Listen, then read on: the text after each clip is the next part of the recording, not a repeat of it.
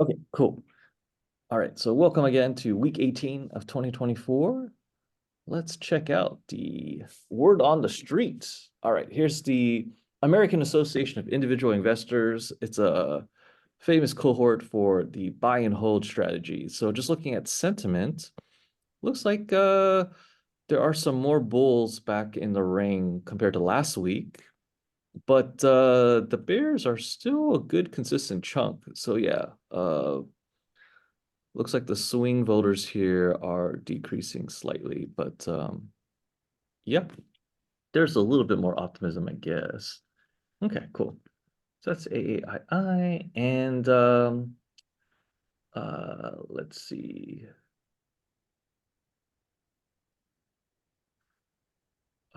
Oh, holy shit, I forgot about this. My bad. Let's see. Let's see, we got our options playbook with Brian Overby coming up on the 18th. I don't know a lot about this guy. Let me see if I can find his bio or something.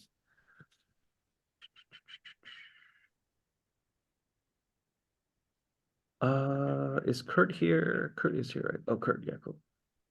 Any good intel on our next speaker? By any chance? Um, I have no idea. Okay. I'm not familiar with his work at all, or options playbook. I'm not either.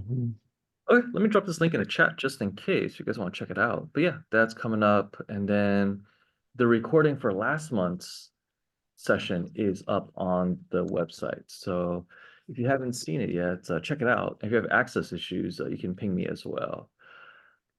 Cool. Oh, idiot of the week. I kind of moved into domestic news, but yeah, just a quick reminder as well. We'll start our Book of the Month Club officially in May, and our book is William O'Neill's traditional classic, How to Make Money in Stock. So it goes over the Can Slim methodology.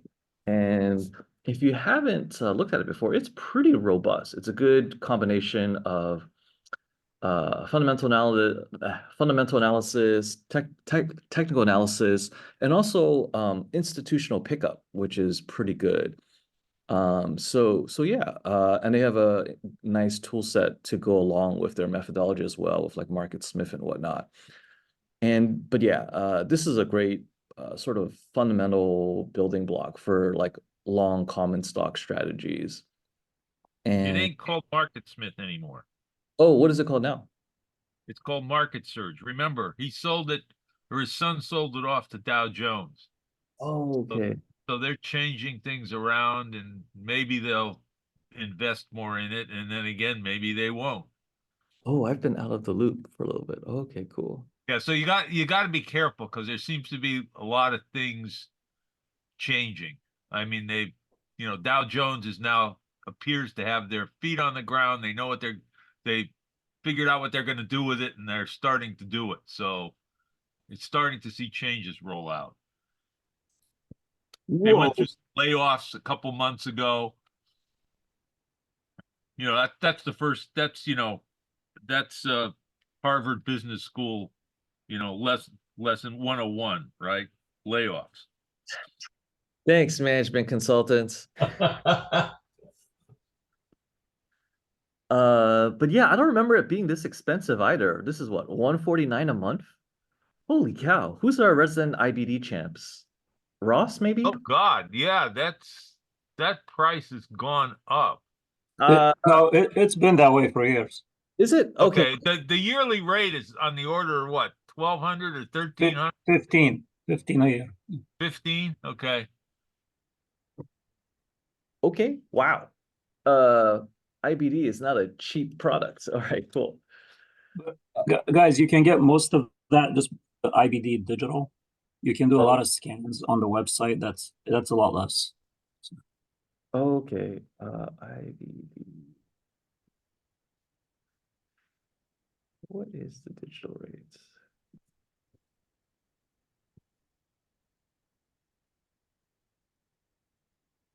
See the one on top, like the one that says 4 months, $40. Mhm. It gives you access to the website. You can do scans. You can see their scores, all that stuff. So, Oh, okay. And then $35 a month after. Okay. But even that, there's better deals. You can do a bundle with Wall Street Journal, Barron's. Yeah, Oh, they have deals all the time. So okay, very cool. I wouldn't pay 35 a month. Couple bucks is okay. Yeah, now that they're part of Dow Jones, they can do those deals with Barron's and Wall Street Journal. Yeah. Okay. There you go. 8 weeks, $8. Try it out. There you go. And then just spin up a new email, I guess, every There you go. Cool. But yeah, I left the link here for the CanSlim strategy here. And then thank you guys last week for our mini suggestions for books and movies. So still need to get that assembled and on the calendar for us. But yeah, that'll be coming up. All right, cool. We got our idiot trading rules and SVOG suggestions as well here for your easy reference. But yeah, we'll go over our index market overview in just a bit. We'll look at the Fear and Greed Index, of course, Stock Traders Almanac. I am on I don't have my other laptop with me at the moment. So we probably can't log into sector rotation at the moment, but we'll take a look at a bunch of earnings reports. There's fun stuff from Starbucks, CVS, Amazon. So we'll take a look at all of that. We'll look at what the retail fish are looking at as well. We got some macroeconomic stuff to look at. I don't think there's any additions in Black Swan or the Black Swan list or the theaters of war, unless you guys know of anything else. There's activity in existing areas, I believe. Cool. We'll take a look at the FOMC with the Nothing Burger, and we'll look at the latest reports that might be pointing us towards stagflation. So that's great. We'll look at crypto inflows, both domestically and internationally in Hong Kong as well in just a bit. Looks like Mr. Pinball Head CZ here is going to be going to jail for money laundering. That's only been, what, 2 years delayed at least, if not more. And HSBC's CEO unexpectedly quit for a really weak sauce reason, claiming work-life balance. And in case you don't know HSBC's atrocities in their corporate history, not only are they the modern bankers or drug dealers banker of choice, but they've been doing this business since the 1800s. They were created to be the go-to banker for the British opium trade in China. So they've had a diabolical history for a long time. What other dirty banks are there? I mean, they're all dirty, but who's the dirtiest? One of the other dirtiest. Union Bank of California. That was for financing a certain Austrian painter in World War II. But we don't have to get into that, but yeah, lots of shady folks out there. Union Bank of California got acquired by US Bank Oh, wow, I'm behind in all my news today. a Let's while see. back, like 6 months ago, 8 months ago. Yeah. Oh, I didn't know. Okay. Now it's MUFG American. No. That That's was the old they one. got acquired. It That's was owned. Okay, now it's formally owned. Okay, wow. first they got acquired by Mitsubishi, and then Mitsubishi just recently dumped them off to US Bank. Oh, lots of M&A and gobbling up things. Okay. Yeah, we'll definitely have to look at the small regional banks as well in just a bit. Okay. Cool. Thanks, guys. And lots of domestic news. Got fun stuff in California. And I thought about this the other day. I put on my property manager hat for a second. Like, how would I wipe out California's real estate sector? Very easily. You just cut the underwriters out. Normal, just remove homeowners insurance and let people deal with squatters, earthquakes, floods, fires on their own. And then BlackRock comes in to buy up all the distressed real estate, and they rent it out to the illegals. Uncle Sam foots the bill, and we're off to the races. But yeah, we'll talk about that in a bit. I got some cool intel on SF's recent audits and a lot of cash of course, disappeared. So I'll show you guys the audit itself. There were some shenanigans in Riverside County where a deputy sheriff was he resigned for getting caught transporting copious amounts of fentanyl and other items and illicit weapons. So we'll take a look at that. And there were some interesting comments from the Mexican president on his chummy relations with cartels, which is interesting. And no doubt you guys have seen the Marxist protests going crazy all over the place. Ivy League, Southern California. And ironically, it's Soros funding a lot of these guys. So I'm quite fascinated that the left's fighting itself. There's diabolical things afoot. It's like BLM, riots 2.0. All right. There's Hey, no Warren, irony. quick, yeah, I have a question. Do these kids that protest at the campuses, do they know that they are being used, or their protest is being funded by somebody, Soros or whoever? Do they I'm know? not sure that's been proven.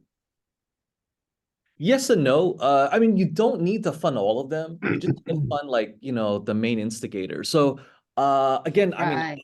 I'm not at these protests, but I was at the UC Berkeley protest for Milo when he was UC Berkeley protest Milo.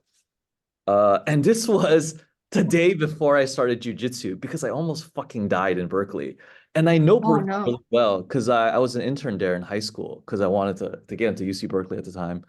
And then, but yeah, anyway, so I was here. So at this situation, they only had to whatchamacallit, Antifa came in and they're very obvious. They're in black hoods and black masks, and they have weapons and armor. So I was here. This was 2015 or something. So yeah, they had about 100 Antifa, and then lots of students just showed up to watch. And that was bizarre. And I remember reporting that I was in the quad just like watching the mob, and two guys pushed up like $5,000 worth of like speakers attached to car batteries, like like right past me. I'm like, wait, what the fuck? I know exactly what this gear is. And they rigged like two car batteries to power like just like random hip hop. And I'm like, who's paying for all this? And they're just running around. So I don't know. There's weird things afoot for sure, but it's not just like who funds the protesters, but it's a whole chain of leaders. So you have to look at like the chief of police.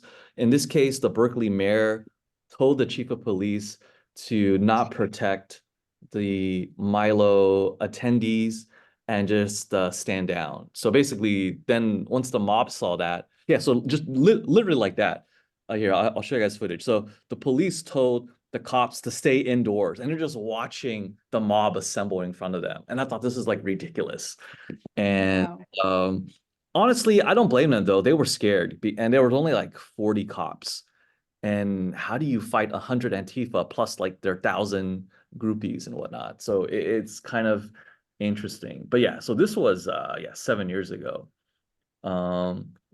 It is proven. Soros is funding NGO Oh, yeah. type people, and then also he's paying leadership to come in and organize these things.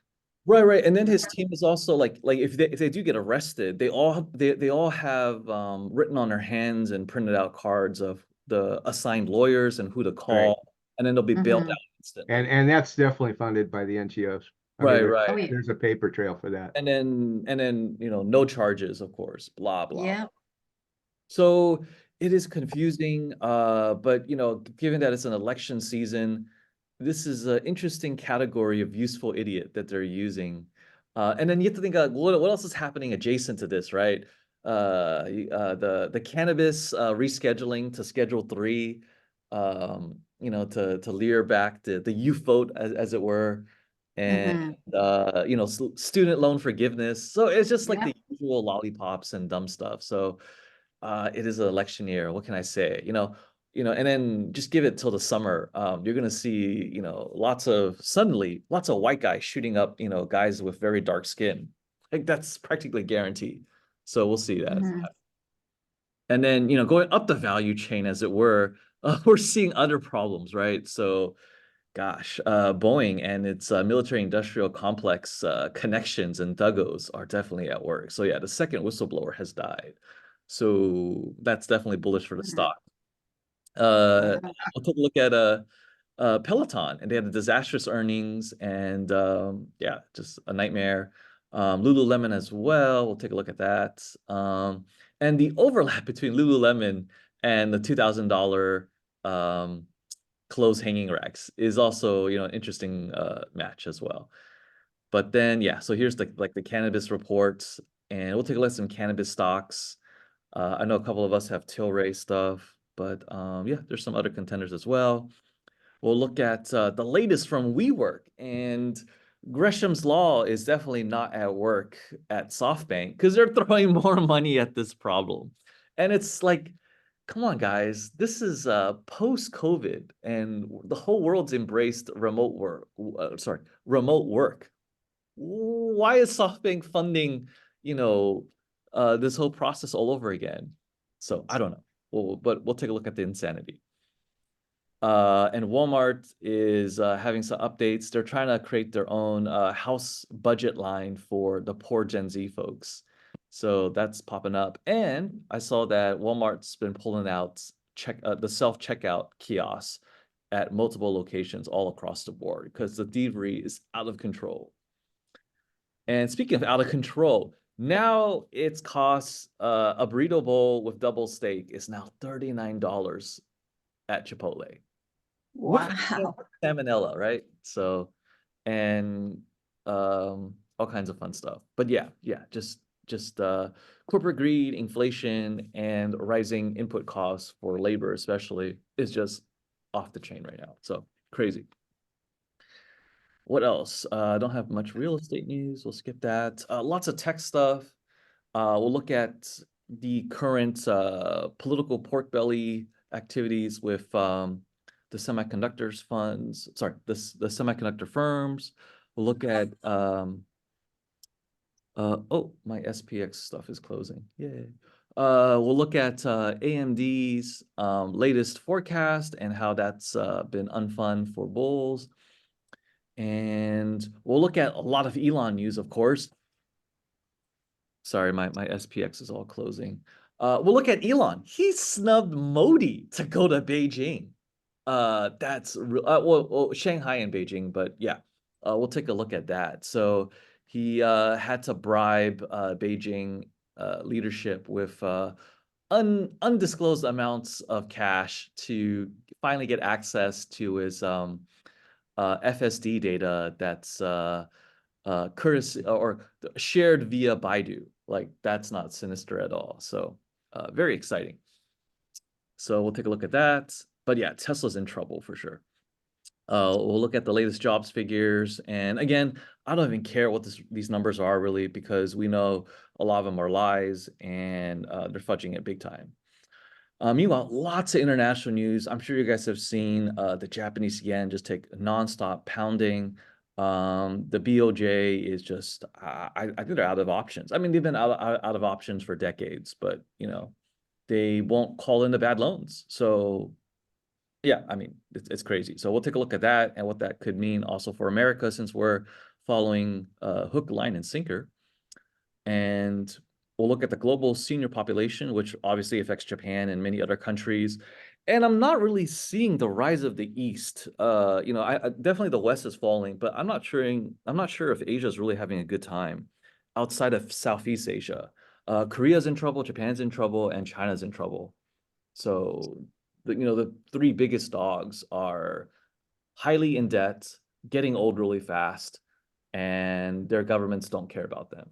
So yeah, I guess the ball passes to Indonesia, Malaysia, and Singapore, and Vietnam and Thailand.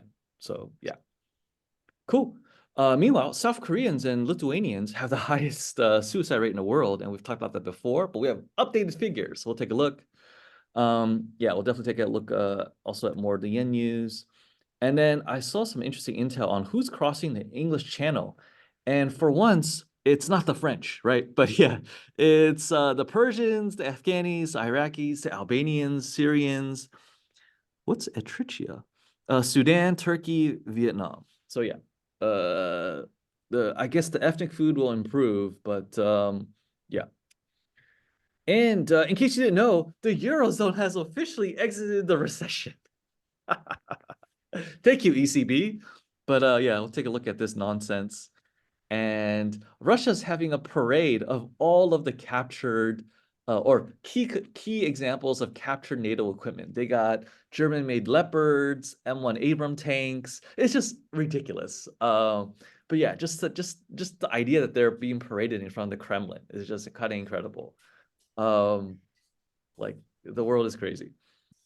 Pivoting to oil and commodities news, we got some Exxon M&A activity, which should improve shale production, and lots of updates on the gold front. Even though prices have been a little bit distressed, it's off about $100 from its relatively recent high. So it was trading at 2,400 for a long time, or not a long time, several days, but now it's back at 2,300.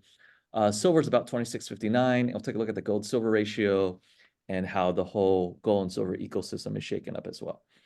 But yeah, compared to gold, the yen has been trending towards the dollar, sorry, towards zero at a rapid pace. So we'll take a look at that. South Korean central banks also are hinting that they want to increase their gold reserves. Shrewd move as well.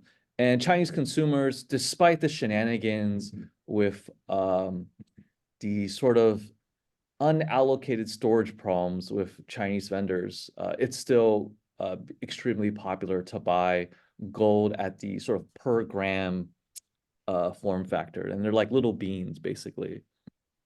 So yeah, I'll show you guys that. And yeah, that's basically the highlight reel. Oh, sorry. Getting back to, more China news. I got some updated figures on the largest asset class in the world, which is Chinese real estate. So we'll take a look at that. And then here's some updated figures on the crypto launch in Hong Kong. And it hasn't been actually very well received. And we'll take a look at the exact numbers there. And then Blinken's been begging for, better relations with Xi Jinping, and we'll see how that shook up in this recent trip. And some more geopolitical BS with the Ukraine, and Biden doesn't know what to do with Beijing. And there was a lot of Navy scuffles between the different Coast Guard vessels between the Philippines and the US in the last couple of days. They actually rammed the ship and whatnot. And the Chinese ships were extremely damaged. So the build quality might be a little suspect for Chinese stuff. But yeah, I mean, when your Chinese ship says made in China, you should be worried. Cool. Hey, what used to be made in Taiwan, that was the joke. Yeah. Oh, I'm gonna step out. I'll join in on mobile. I'll catch Yeah. you back All on right. that. I have to hit the All right. road. Okay. Yeah, take care, All right. Alan. And this is recorded too, so you don't have to worry too much. All right. Thanks, bro. Cool. Later. Good luck out there. Yep. Bye-bye. Bye. Cool. All right. So let's jump to our fun stuff, and we'll start with let's go to the charts with our index overview. All right.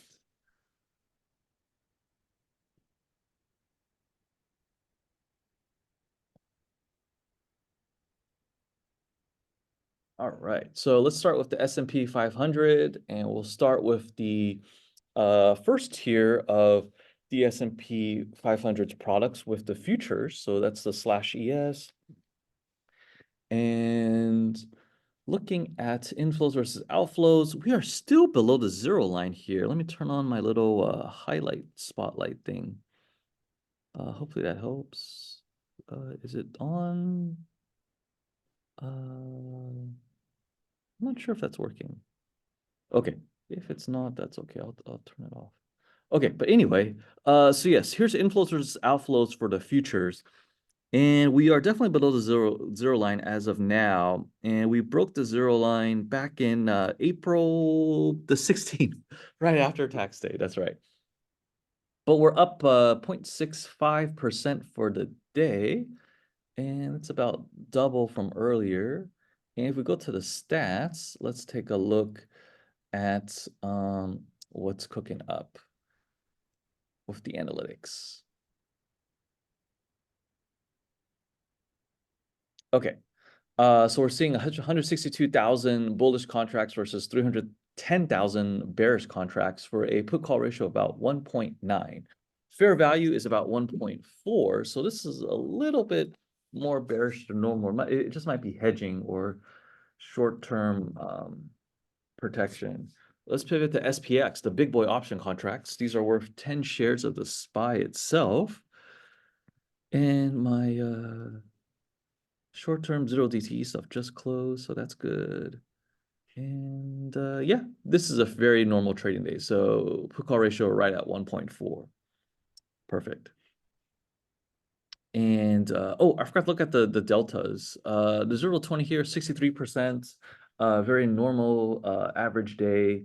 Let's jump back to the ES and see what that number was.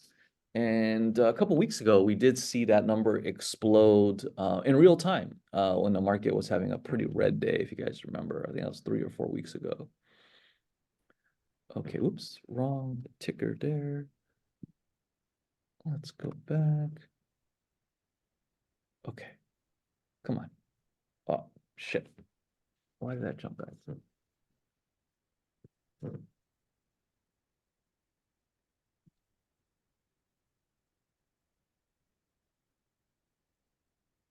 Okay. 78%. Okay, that's not too bad.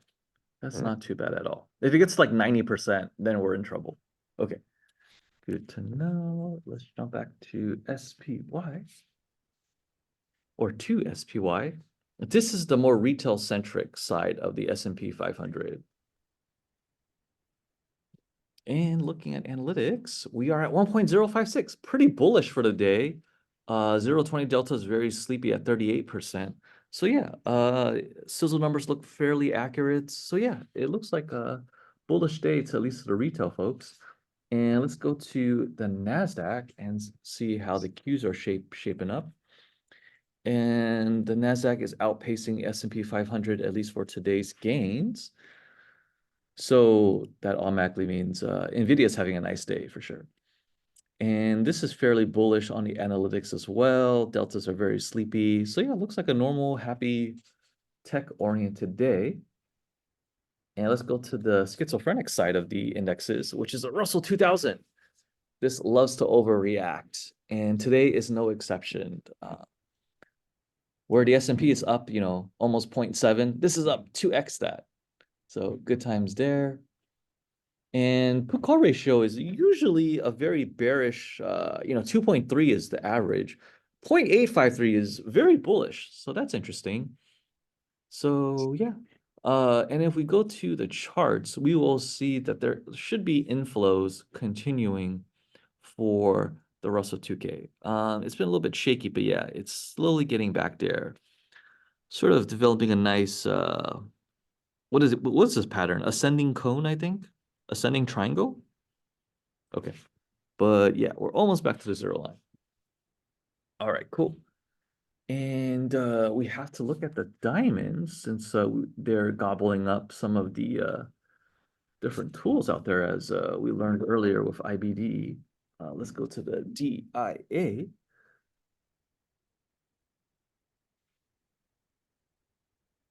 And this again isn't the most vigorously traded index, but it's nice to take a glance at these guys every now and then.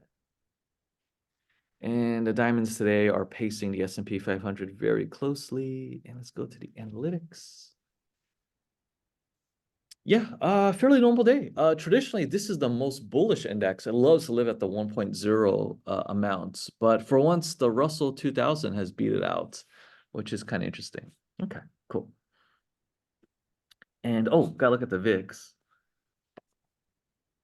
And we should also look at the dollar strength index as well.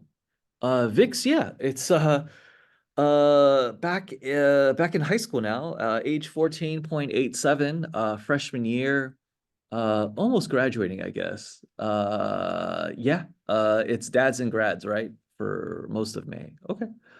And let's see. This is kind of a neutral put call ratio here, but yeah. Just trying to see if there's any extremes in the VIX side. But yeah, let's take a look at the VIX. We haven't looked at this in a while.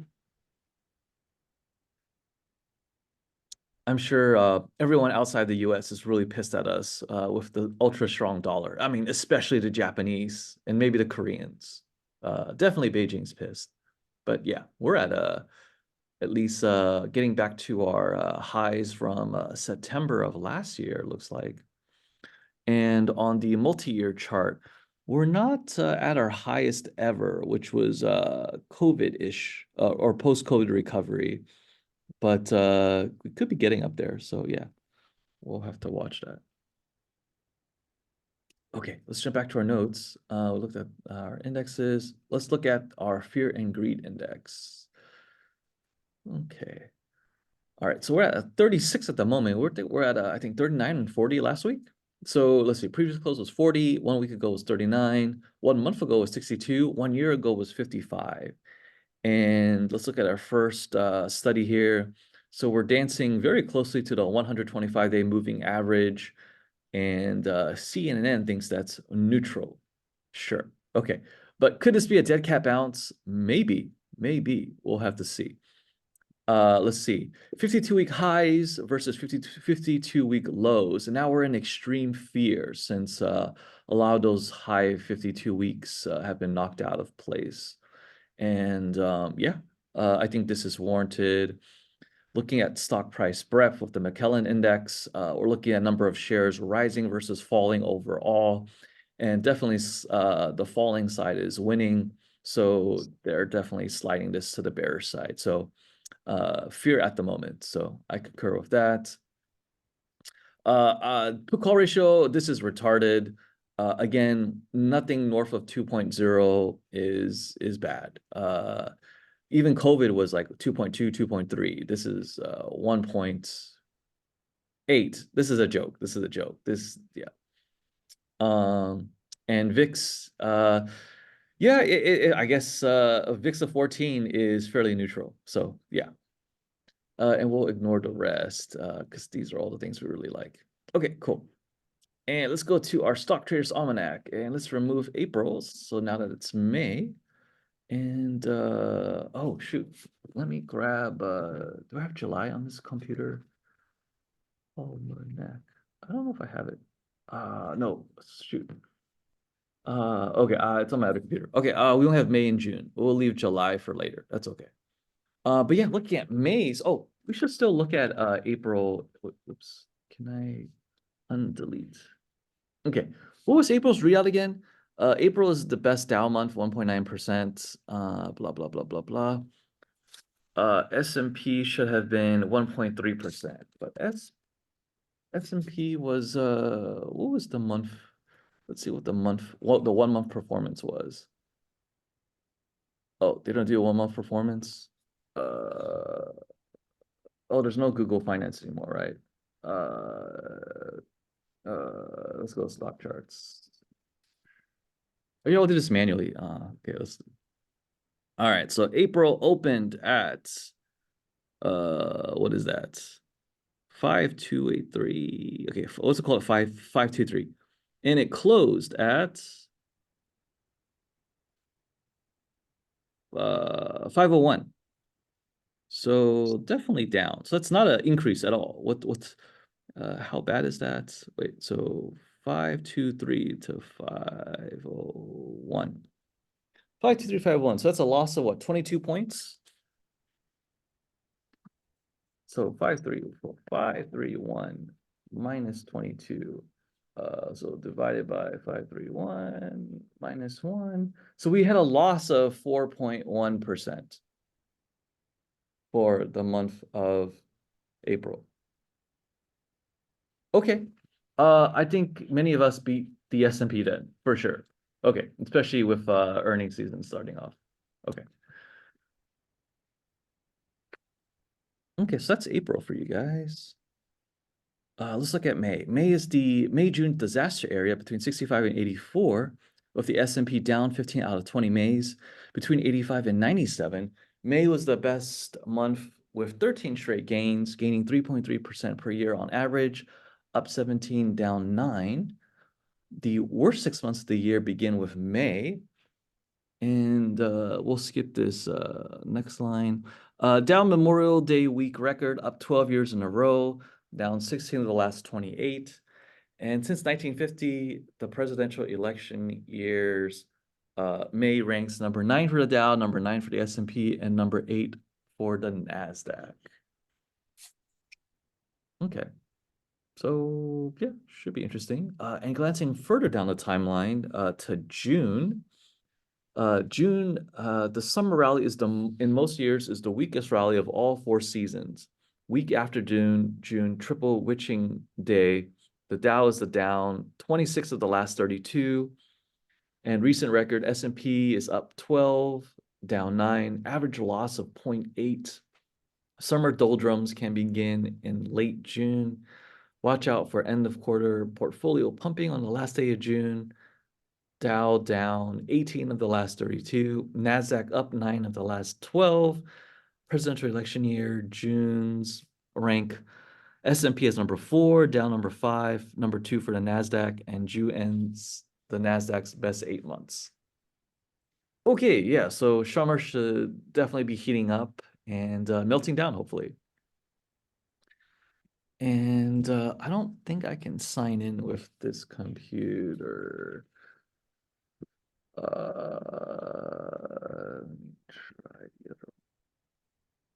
Okay, yeah, sorry. Yeah, I'm on the wrong computer for this. Yeah, so we'll have to skip that section for this week. But yeah, looking at earnings for today, we got some heavy hitters. We got Apple, Coinbase. I don't know what this is. DraftKings, Cloudflare, Bill.com, Fortinet's, Bookings, Amgen, Expedia, and then what is this? Chenier? Hershey's chocolate. Oh my God. With the cocoa shortage, this should be interesting. Fubo out of China. Who is XPO? Arbor, Fluor? Don't know who those folks. CBOE, our favorite trading marketplace. And I have no idea what these are. Cool, good stuff. But yeah, hopefully you guys have been having a good earnings. There's just so many things to keep track of. But yeah, it's been fun. And let's take a look at our first earnings report for the day. And here we have Starbucks on the brink of the worst crash since .com after stunning earnings miss. And before we dive into the charts, let's look at the, before the article, let's look at the charts.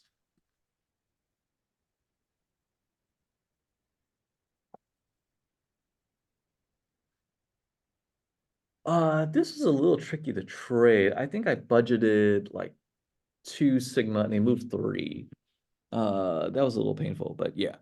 So yeah, good to know at least Starbucks is giving some good clues on the US domestic consumer. And let's see, looking at inflows versus outflows, definitely in sell-off territory, and looks like it'll stay that way for a while. And they've been bouncing under the 0 line for a long time. And yeah, the US consumer might really be tapped out. So could be a problem here. Let's go to the analytics and see what the buying public thinks at least. Okay, let's see. A little bearish, 0.723 on the put call ratio. But yeah, it might be slightly treading water for today. But yeah, let's go to the report itself. All right. So Starbucks reported probably the worst sets of results of any large company so far. That's always bullish. Stunning all across the board, miss on all key metrics. I don't know the CEO very well. Let's look him up. Who is the original founding guys? Howard Schultz, right? Yeah. Ironically, he didn't start Starbucks. He bought it when it was a 4-store chain. All right, so let's look. So this is the current CEO. Laxman? That's an interesting name for an Indian gentleman. Let's see. He hasn't been there very long. Well, of course not. Starbucks has rotating CEOs about every year. Is he a diversity hire? He has I don't know. pronouns. He has- Howard brings him in and takes over and then brings another one in and comes back, and I can't keep track anymore. It goes so fast. Yeah. But it bugs me when Indian guys have pronouns. I don't know how Ross feels about them, but um it just it's just bizarre to me to see minorities with pronouns. So, how are you oppressed? Like, what are you talking about? But anyway, yeah, let's see. This guy is on the board for Verizon. Pepsi Cola. Ugh. What else has he done? McKinsey and Company. Oh God. Okay. So total, big business, I guess, oh God. Went to UPenn. Oh, great. Okay. Okay, yeah, I guess. Yeah, okay, okay. But yeah, let's see. Um, blah blah blah, disappointing. So yeah, a miss on everything. So yeah, great.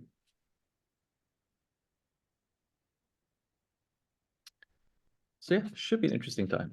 All right. So yeah, Starbucks, yeah, in trouble. Next item. Let's go to CVS.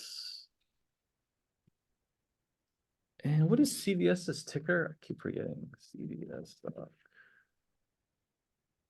Oh, it is CVS. Okay. Walgreens is the weird one, right? Okay. CVS. So they're down 2.5% for the day.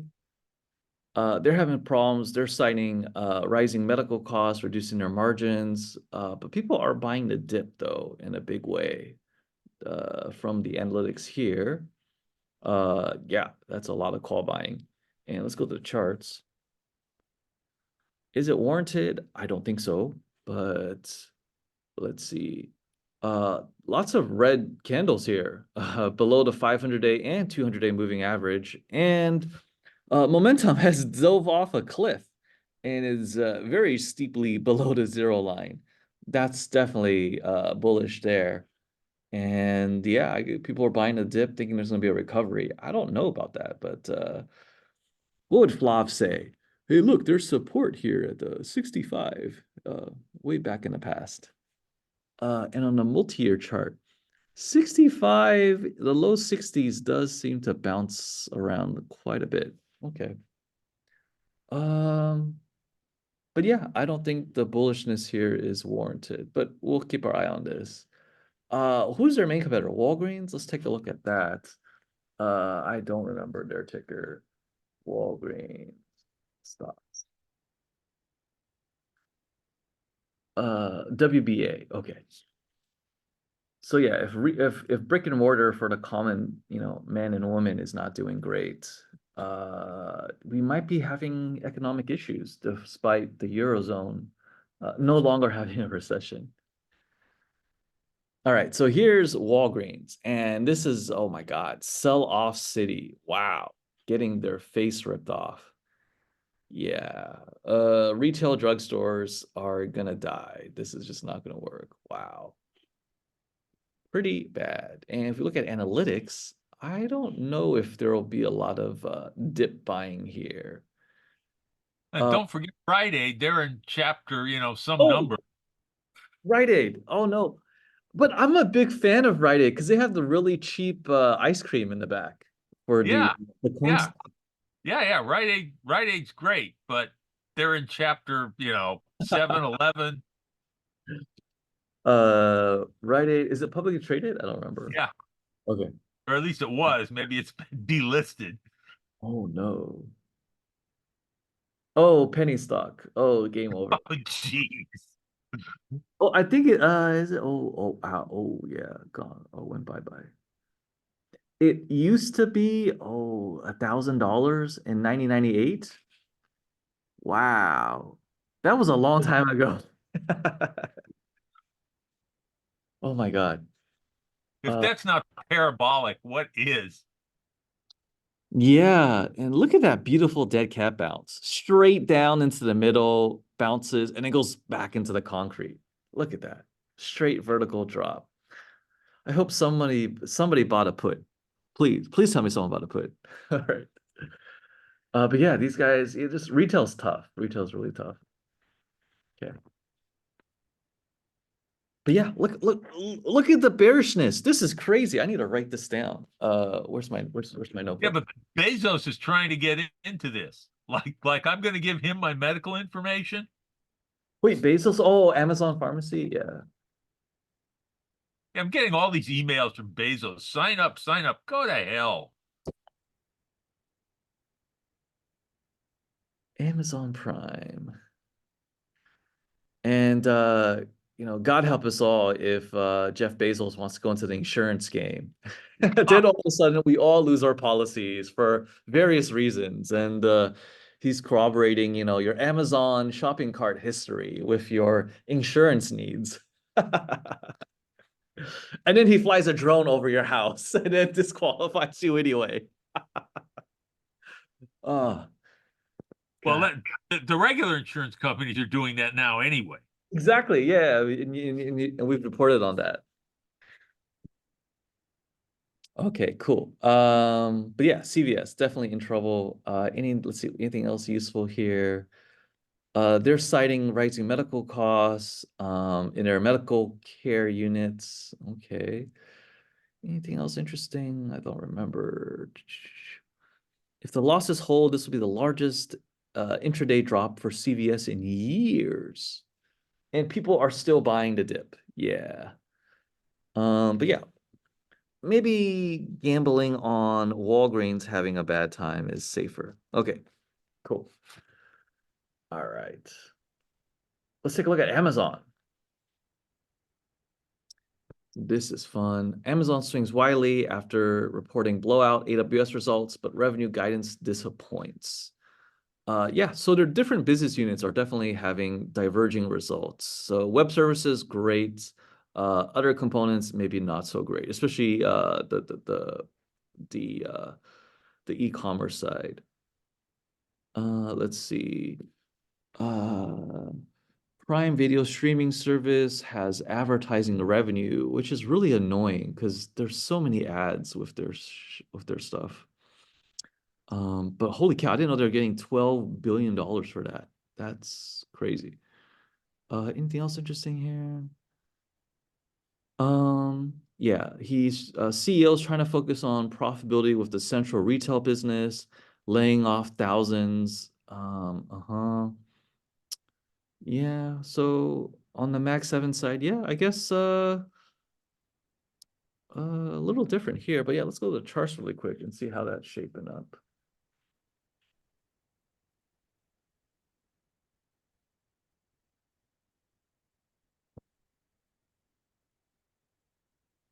Okay.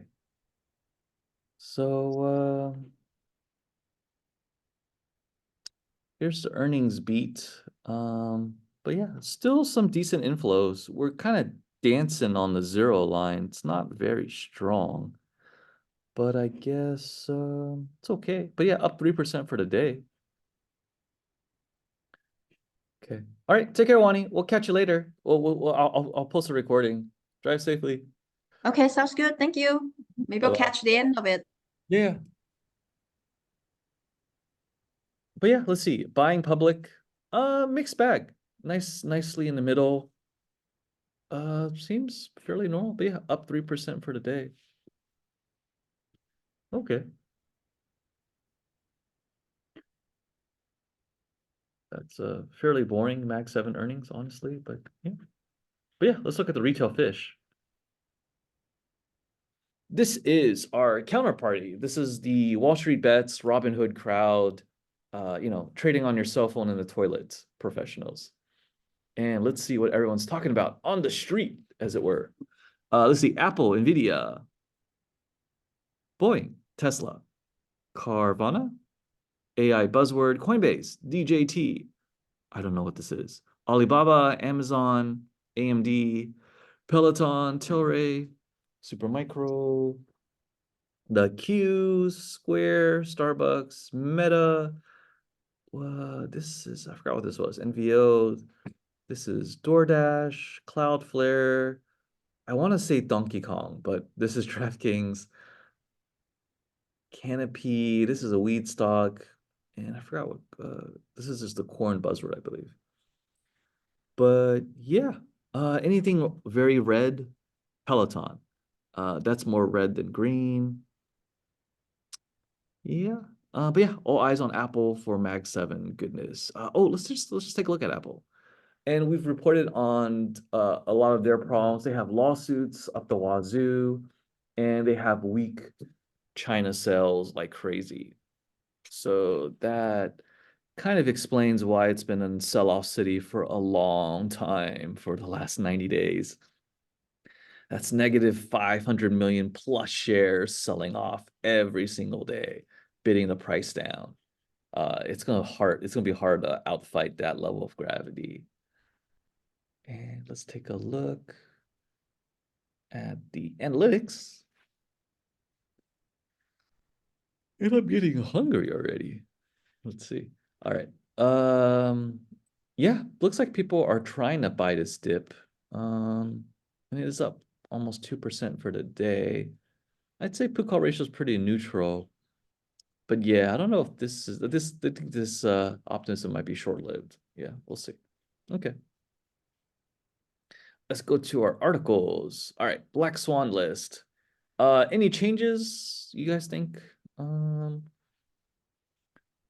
Banking crisis. I think this is getting more relevant again.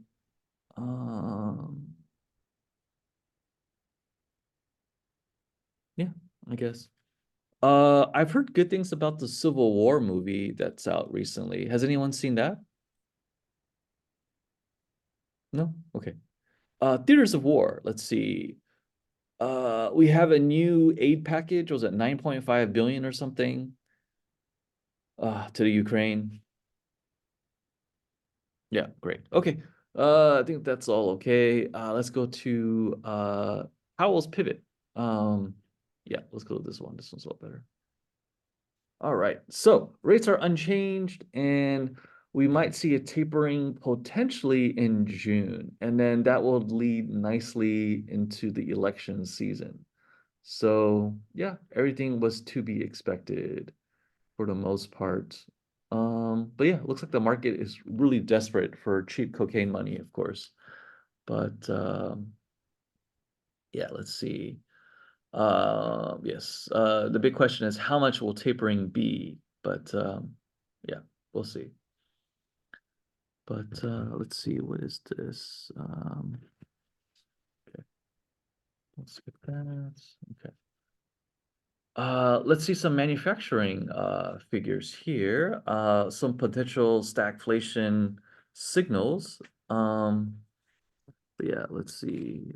Actually, the other report was a little better. But yeah, let's look at ISM orders, and I forgot what that acronym stands for. ISM orders, ISM. What does that stand for? Institute of Supply Management. Okay. Thank you, sir. Manufacturing Institute of Supply Management. Okay. Yeah. So it's a survey of more than 300 manufacturing firms. Okay, excellent. Got it. All right, so here's our orders, and let's see. We are new orders at a relative low, at least for on this chart. And what was the other caption? Let's see. New orders tumbled, prices paid soared. That's not a good thing. And overall input costs are increased sharply, with rate of inflation quickening for the second consecutive month.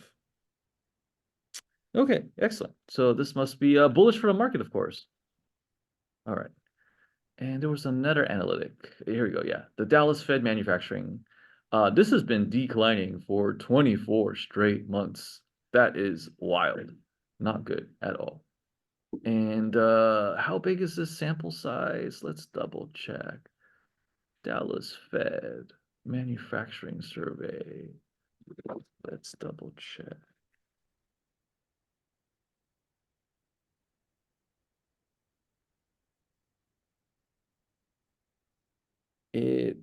Doesn't say. Maybe Wikipedia will say.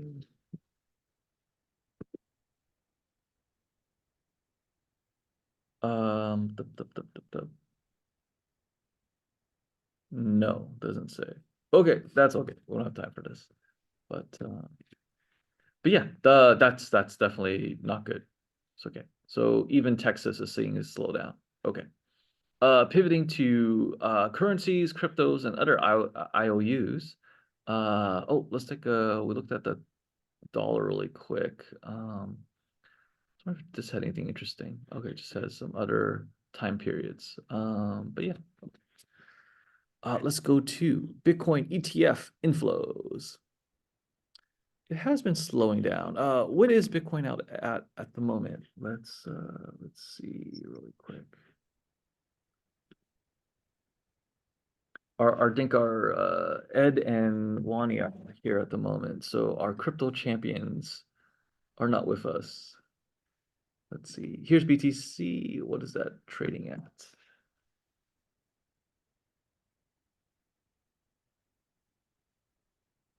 $59,000. Holy cow. Post-halving, huh? Let's see. Futures. Slowing down a lot at the zero line. Okay. This can't be good for Mara and Riot either. Okay. All right, but yes, here was FOMC day. Yeah, Bitcoin's down 10%, over 10% for the week. BlackRock's ETF saw 37 million outflows for the first time, against 526 million in outflows collectively. Okay, and here's the big charts. Okay, so let's try to decipher this. So tax day, April 15th. Is that literally the cutoff? Could it be that simple? After tax day, everyone starts pulling money out? That might be, huh? Because it seems like that's the cutoff right here, April 15th. Everyone's selling off. It's not just Grayscale. Holy cow. Yeah, this looks pretty bearish. Okay. Oh, Joe has to go at 11:30. Yeah, no worries. I'll post a recording to Discord so you can catch the rest. Cool. So yeah, this is definitely slowing down. All right. Okay. So this so Hong Kong is just following in suit. Okay. And then gold rising up probably makes probably gives crypto a little bit of FOMO, which is ironic. Okay. And let's check out Mr. Binance. I'm not sure who's uglier, this guy or Jack Ma. I don't know. It's a tie. They both win. They're both super ugly. Oh God. Let's see. He was fined 50 million and he pled guilty to money laundering charges. He resigned. This is in a Seattle federal court. Okay. And he's a 47-year-old billionaire. Okay. And he voluntarily returned to the US to face the music, right? That's really odd, isn't it? He could have gone and hid in Dubai, Anywhere. like all his brethren.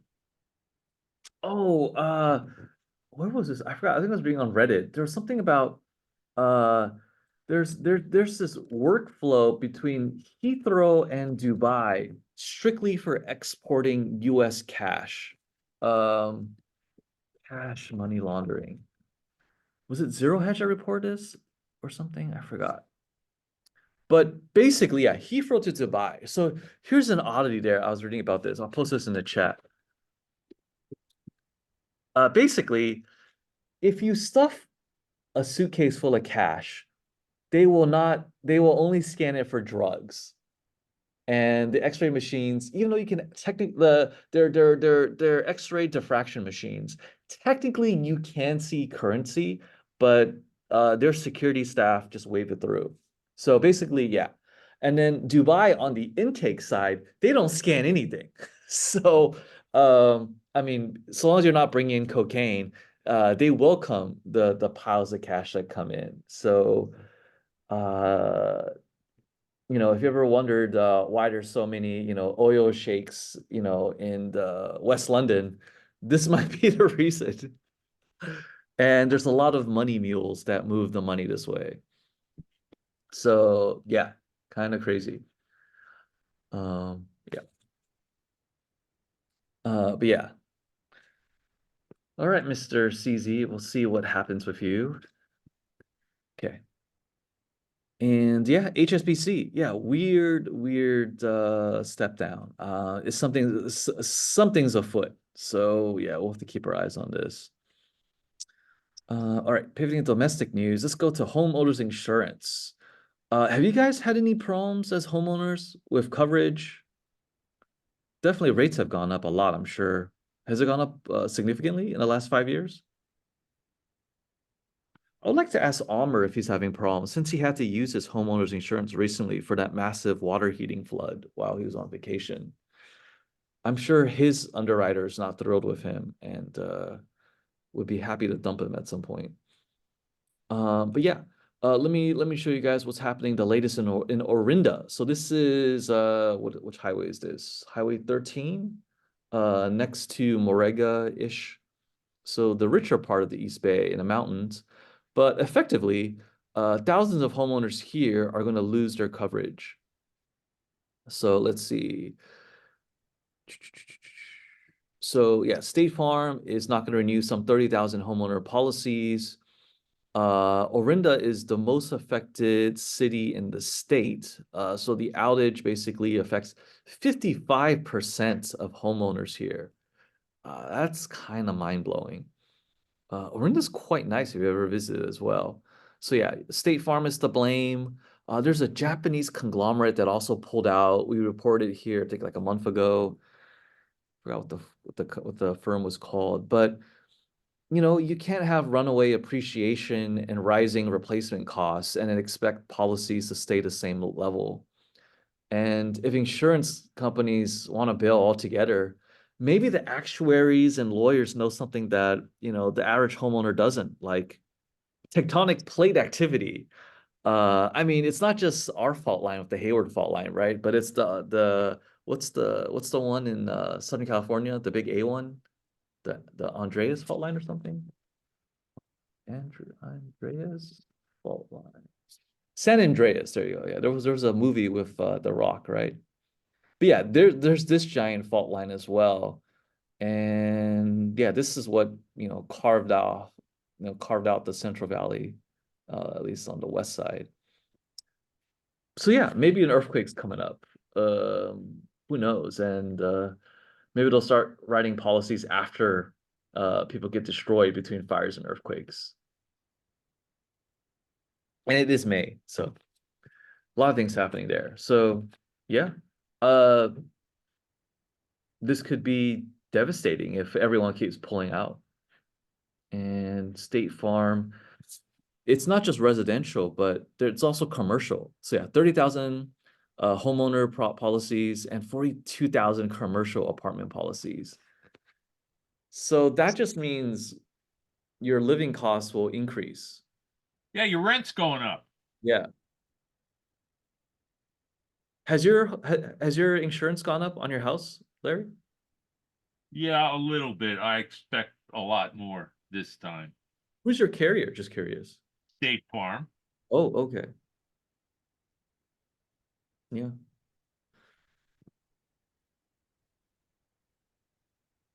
All right. So Yeah. interestingly, I guess it's like I was told AAA wasn't writing up a lot of new policies. So that's what from my end. I use AAA for both here in Hawaii and California. Mm.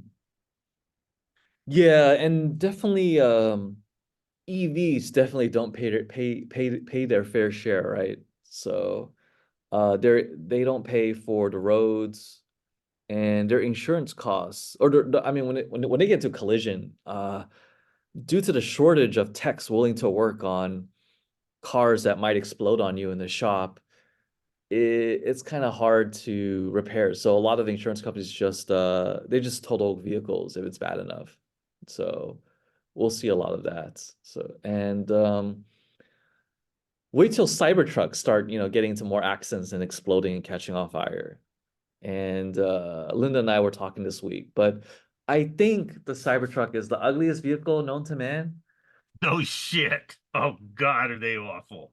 The prior contender for ugliest vehicle What's was, the Aztec? Yeah. yes. If you guys watch Breaking Bad, this is pretty famous. But the Cybertruck wins hands down. I mean, you can still see a lot of redeeming ugliness in the Aztec. Not to say it's not ugly enough, but just Cybertruck just takes the cake.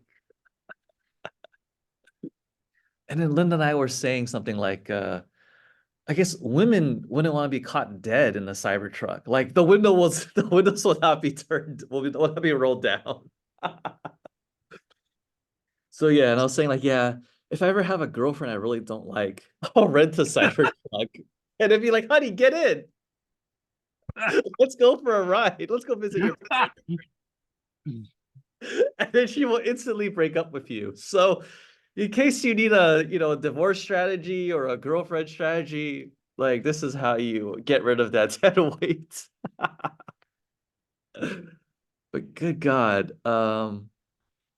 And wait till these things start rusting. It's gonna be glorious. And again, Elon is fudging the deliveries because he's not willing to ship to the rainy states yet. Yes, and to Vlav's point, which will last longer, the Aztec or the Cybertruck? It's gonna be really funny. Yeah. And I hope no one gets hit with a Cybertruck. You're gonna get split in half. Yeah. Okay. Back to the San Francisco audits. So the main thing I want to point out is they have a lot of cash that they cannot reconcile. The general ledger's like, we don't know how to fix these entries. Credits, debits, the cash is already gone. Who knows what happened? So yes, this is going to the homelessness industrial complex, which is San Francisco County. And yeah, there's a lot of problems. So the district needs to score below 24.9% to pass the audit. 40% is bad, and it came in at 50.7%. So that's like transactions that cannot be reconciled. So some account is having a panic attack, I'm sure. And then promptly doing a line of coke. Yeah. So that's San Francisco for you. And here's Riverside County. This deputy was caught on a traffic stop moving lots of product.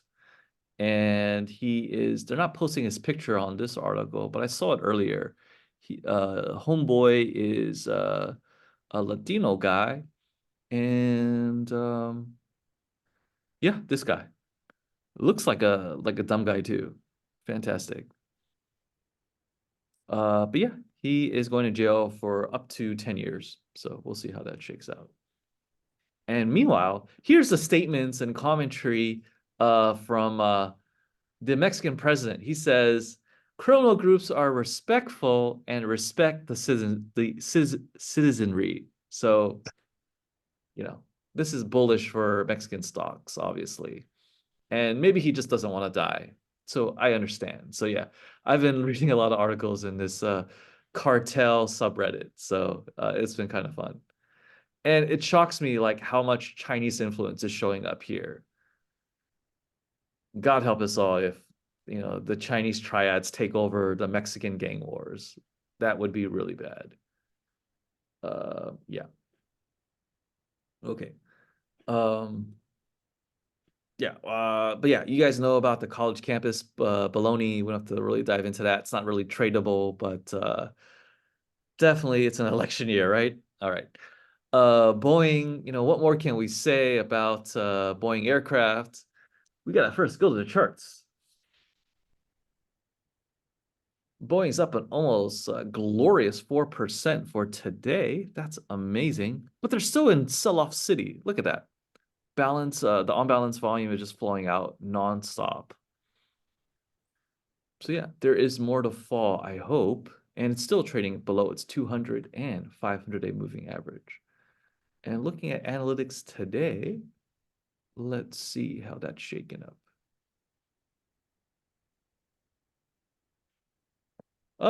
Fairly middle of the road, 0.519. Okay. I guess the short-term bulls are trying to make a run for it. I And they're guess, just buying a dip. yeah, probably. Okay. But yeah, I guess number 3 whistleblower is it's on route. And speaking of collapses, the Peloton CEO is finally stepping down. This is not the founder. The founder went to go make carpets, if you guys remember. Custom made carpets. I think this is this guy, John Foley. Let's see if it's him. Yeah, I wonder how he's doing. He's a carpet muncher, I guess. Oh, this is an old article, I think. Yeah, 2022. Let's see. John Foley, carpet.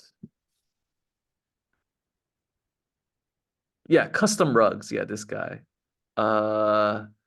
This seems like an insane concept. I mean, he did found Peloton, so yeah. Custom It's rugs. just part of his tax strategy. So infinite losses to offset. Yeah, yeah. Yeah. So yeah, so the current guy, he's oh God, he looks like he's ESG certified from Spotify and Netflix. Oh my gosh. And let's see. The share price has plunged 92% under his tenure. That doesn't look good on the resume. Let's go through the charts. Just as long as he's taking his salary in cash and not in stock, it's okay. If he's smart enough. And yeah, people are buying the dip. I have no idea why. Oh, But jeez. you know what? Let's go to the Peloton website. We just gotta look. What does that look like? We haven't been on here in a while. Peloton. Let's see what the cheapest units are. Why is the website so slow? Are these the ones that won't kill your kids? What happened? I'm on a malware site, clearly. Okay. So they don't own Peloton.com. That's ridiculous. Oh, it's one Peloton. Okay, they really don't own a domain? Wow, all the money and they can't buy the domain? I guess. All right, deals. Deals. Oh, that's bullish. Let's see, 0% APR. Who's funding this? Okay, so $600 off, $400 off. Biker starter package for 1,002. All right, the ultimate package. Let's see. You get a stationary bike, some weird dumbbells, some cheap foam rollers, some cheap shoes, and a water bottle. Wow, that's How incredible. much are these things going for on Craigslist? That's $500. a great question. Oh, it's 11:30. Oh my God. Sorry, we're having too much fun here. Okay, Peloton. And of course, Flav always has the answer. Flav is secretly flipping Pelotons on the other end. Let's see. You know what? You know what's interesting? Where they're selling this tells you a lot. Glen Park, Novato, San Rafael, Nob Hill, City of San Francisco, San Anselmo, Hercules, Pinole, Redwood City, San Francisco, Los Altos, San Jose downtown, Potrero Hill. Yeah, I would expect more Palo Alto or something. But yeah. Yeah, these aren't Pelotons though. Yeah, this is the other stuff. But yeah, for the limited Pelotons, yeah, these are pretty snobby districts and neighborhoods here. So yeah. And they got some pretty unrealistic ideas of what they're worth. Yeah. $700 and no takers. So how is Peloton.com gonna compete with these guys? It's hilarious. You misspelled the search, but that's okay. It's PLEO. So Oh, you didn't oh. So, PELO. oh, so I can't spell and neither can these folks. P is that that's oh Yeah, that, yeah. okay, okay. So All right. now do titles only on the left. Yeah. Up. Yeah. And sort by price. Sort by lowest to highest. Yeah. All right. Wait, do you have one? No, but I used them before they even had a product. I used their iPad app when this was free, and they had lessons. So I would do on my stationary bike. Oh, okay, So cool. I knew about them before they were even public. 450 Napa County. Wow. There you go. I mean, you just get a road bike and you attach a trainer behind it and you have your own Peloton. That's what I do. Yeah. Like road cyclists have done this forever. Why? I'm just bizarre. I don't know why people would. And mine swings side to side, so it replicates the actual motion of a bike. Yeah. And then there's the rollers too, if you want to really, work on your balance. So it's just bizarre as a former cyclist. Like, I don't understand Pelotons. I don't get the attraction. You really want to cycle inside? Really? Well, I guess it's safer, but, but I don't know. Clearly I was never the target audience, but yeah. So yes, hopefully you will join me in shorting the hell out of Peloton.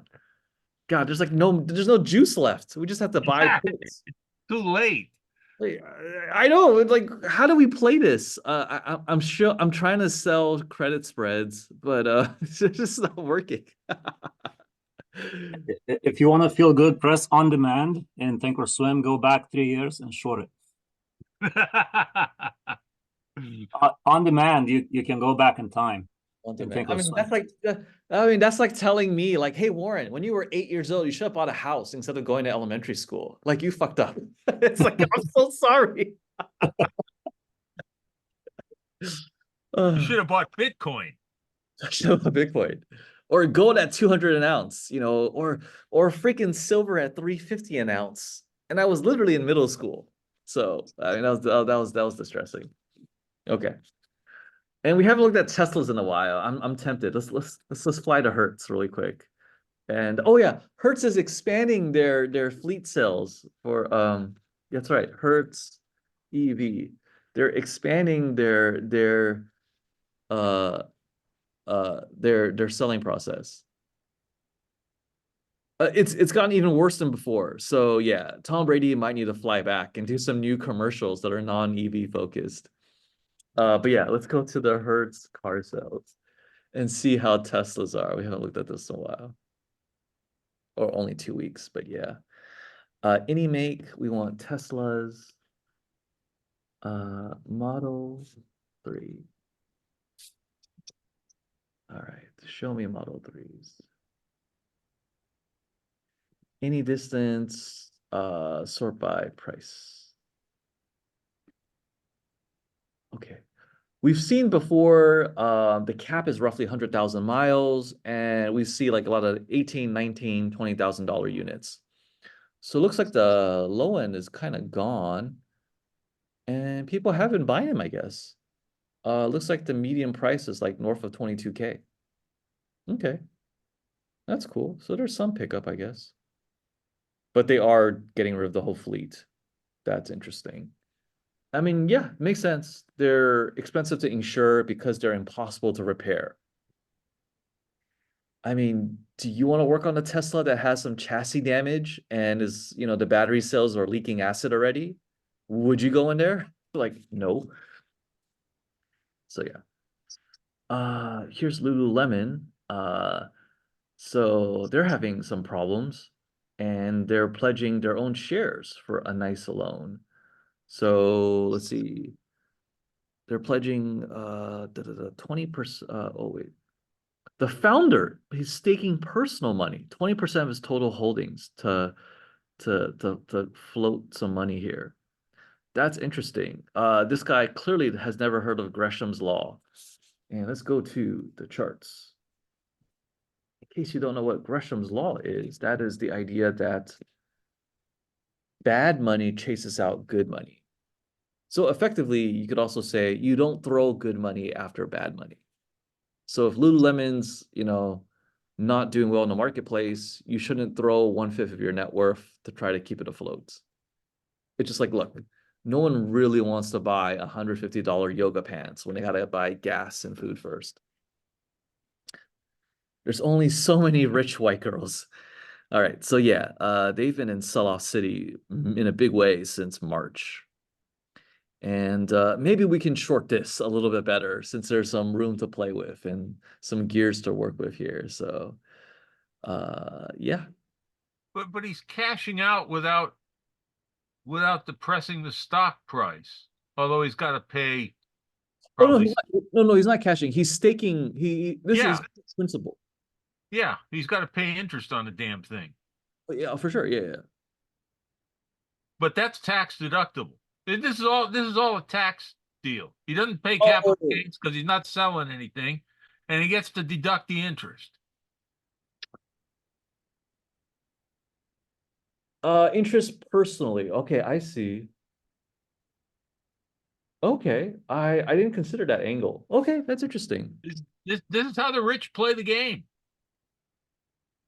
Wow. So then a bank loans funds to Peloton, the company, and then he could do he could do whatever he wants with it. So He can it's go like buy he can go buy his Learjet, whatever. so it's like a really convoluted HELOC. Yeah. Okay. Understood. Thank you. That is an interesting thing. I didn't think about that. Okay. Well, clearly I'm not at that level yet, but maybe, yeah. Okay. Interesting. Okay. But yeah, Lululemon, could be You just have to have the right perspective for this stuff. Good stuff. What else is fun here? And since we're talking about yoga pants, we got to talk about Rick's Cabaret, the Dallas-based strip club that went IPO 20 years ago. And this is also another barometer for Main Street. Like the quantity of lap dances has gone down. And if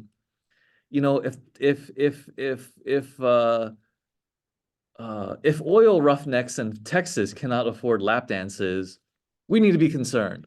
And it's been sell-off city for a long time here and outflows. And maybe I need to be shorting this as well. Let's go to the buying public and see what today's analytics are. Very thinly traded, but it looks bearish at least. Is there a market? Oh my God. For open interest of 6, this bid-ask spread is still pretty good for what it is. That's bizarre.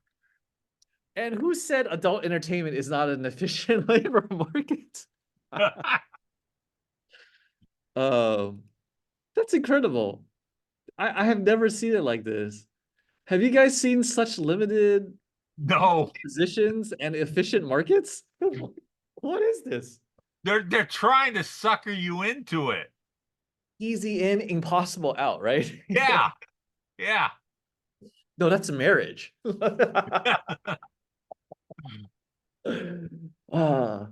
girl you marry at 24 doesn't stay 24. It's like 54 and 24 is very different. Good stuff. Okay. All right. We're having too much fun here. All right. Okay. We gotta get. Oh, we're only in domestic news. Oh, sweet God. All right. So long story short, cannabis, or the DA is gonna change it to a Schedule 3 drug. So that's at the same level, I think, as mushrooms and meth. So, therefore, weed stocks have been blowing up, but they've been they've been very depressed for a long time. And this seems like a sucker play. Yeah, so here's ACB. So yeah, Aurora, I short these guys nonstop in 2020 and 2021. And it was like a blind short. Like if it's green, short it, red, cash out. And that's how I paid my rent for a long time until that trend didn't work. But as you can see, it's still really volatile. And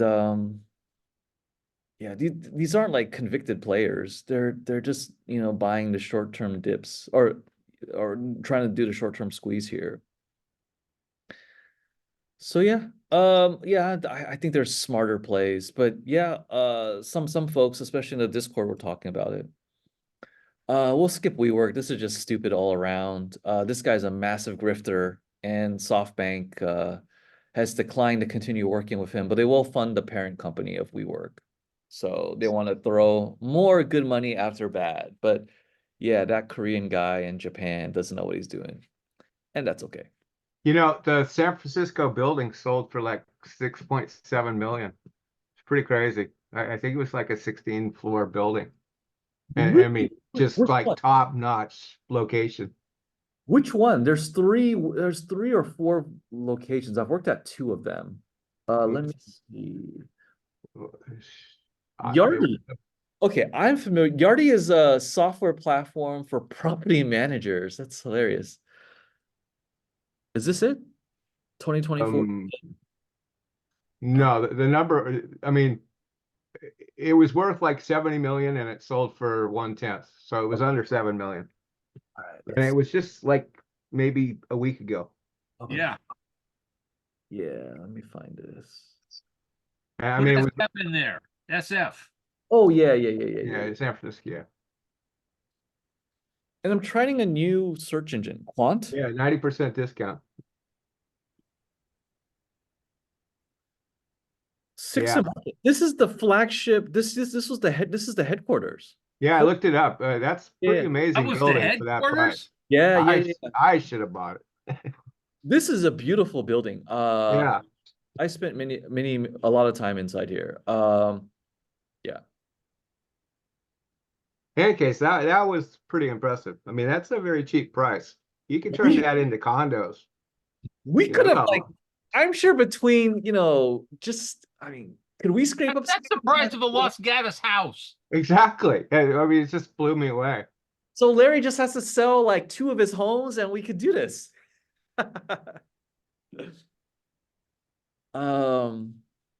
No, really, I think between, the 15 of us, we could have, funded this easily. That's so funny. Yeah. It's so funny. It's so cheap. I'm Yeah. surprised. So cheap. So we can If I thank had the money, I would transform it in apartments, and I think that'd be great. what's his name? Mr.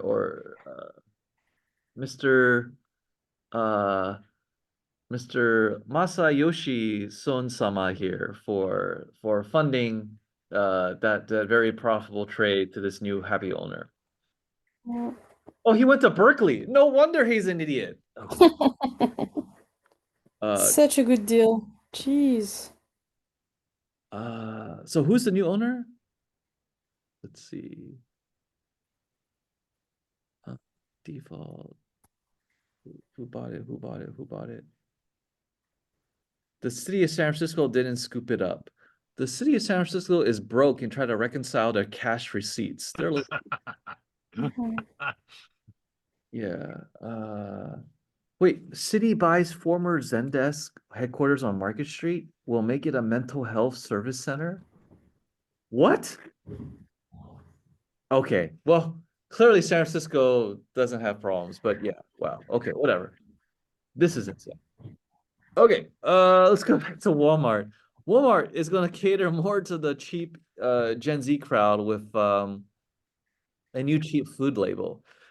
This kind of reminds me of the Canadian food label. Have you guys seen it? It's the Canadian brand. It just says like eggs or milk, and like it's like a single color monotone thing. That was a big deal in the 70s and 80s. Yeah, I've read about it. Do it all. It was popular, right? Stuff like looks like Yeah. this. Yeah, okay. Yeah. Oh, that's coming back. So thanks, Walmart. And how is Walmart doing as a stock? Let's double check.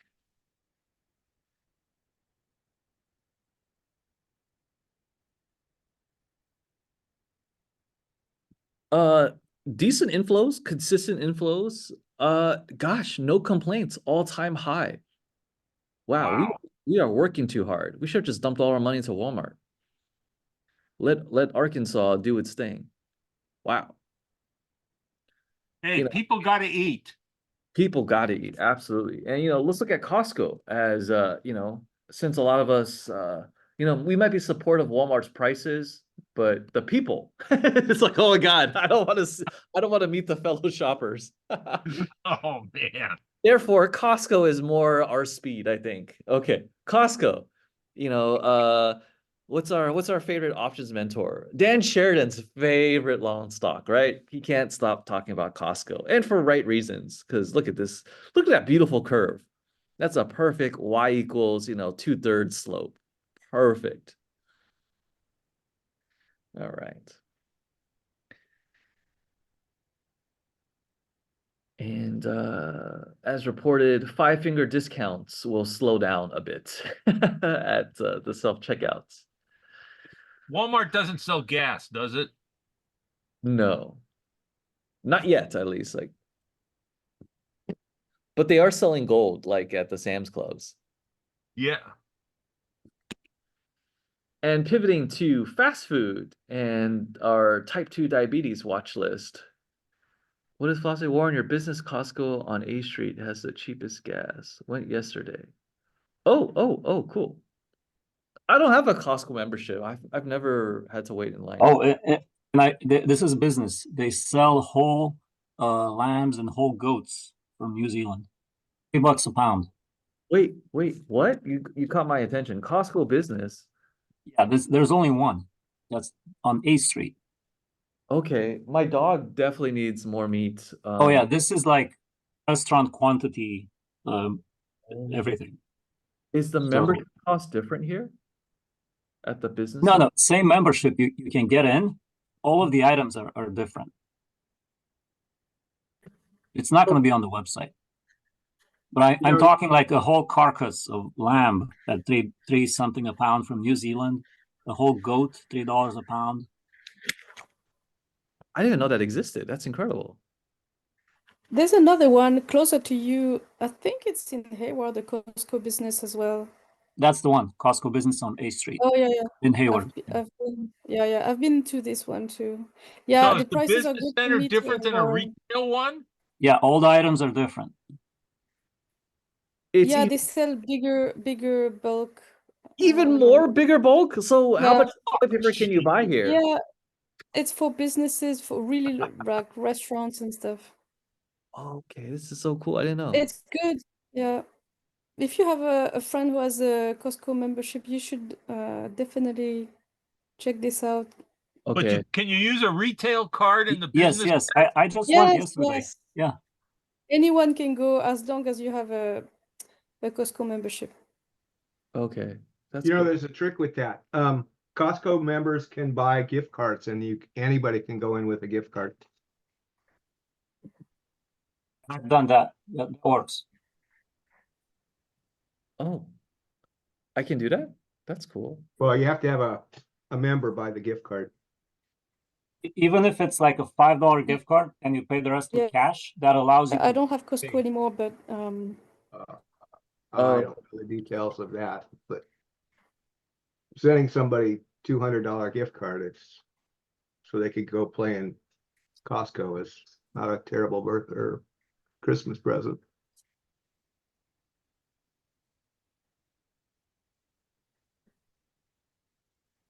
Total has to be paid by gift card or they'll refuse your payment.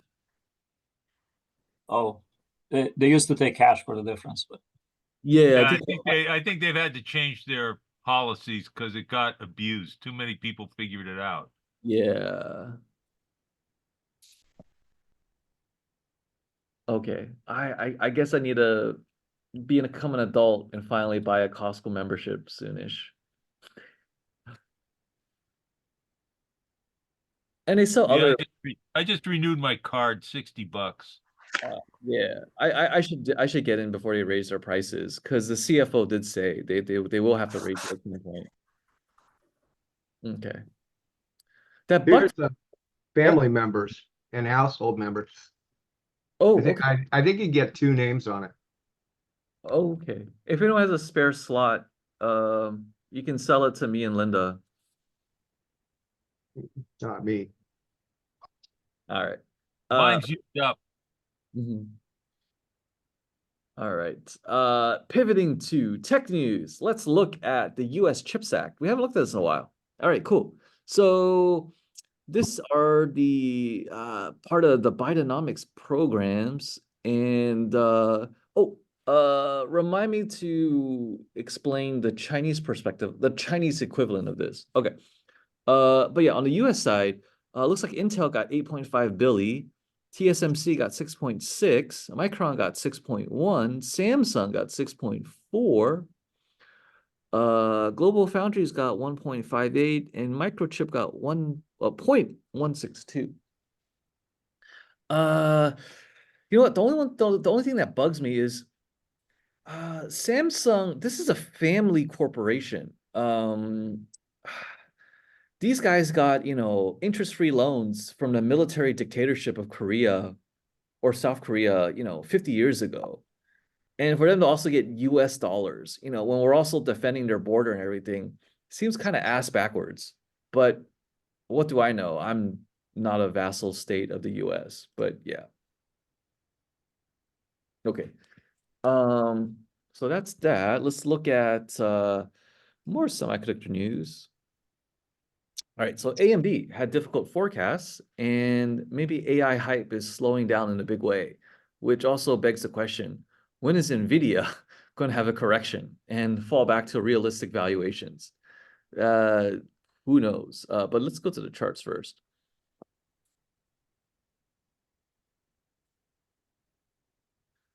So here's AMD.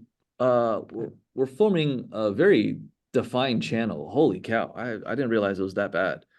And it's been in Toilet City here. Lots of outflows. Holy cow. This is becoming the AMD I originally remembered. Wow. So definitely off all-time highs and about to touch the 200-day moving average. And wow, kind of rough. Okay. So yeah, and soon enough, the 200 and 500-day will cross, and then there'll be a death spiral. Okay, well, let's see what the betting public thinks about today, at least. Oh, it's 11:50. Holy cow! All right, I got to speed up. Wow, very bearish today. Holy cow, a lot of volume. Okay, let's pivot to the other competitors. Let's look at Intel really quick.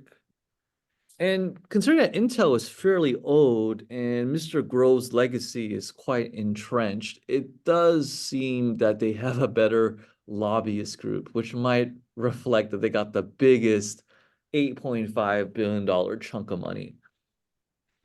And here we're seeing some weakness. Wow, I didn't know it was this bad. Gap down, blowing past 500-day and 200-day moving average, and going into sell-off zones of net negative 250 million shares. Holy cow. And if AMD is any clue of what's happening, today should be bearish, and it's not really, it's kind of bullish. Okay. Interesting. And I guess we have to look at NVIDIA. NVIDIA's up 3% for the day. What is ES at right now? 0.93. Okay. 850s. Let's see how NVIDIA is shaping up. Yeah, NVIDIA still strong inflows. So I guess this is the safe haven at the moment, but this might change. And wow, this earnings, God, I don't know how anyone's gonna play that. but it's coming up in 20 days. All right, cool. All right, so now Elon Musk, this mofo. All right, so again, he flaked on Modi to go to China. He's like, I gotta take care of the factory first.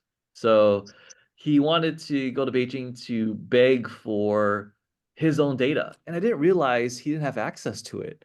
I'm not sure how that's even structured, but Baidu had to give it to Tesla. So I don't know. That must be a very convoluted terms and conditions agreement there with their Chinese consumers.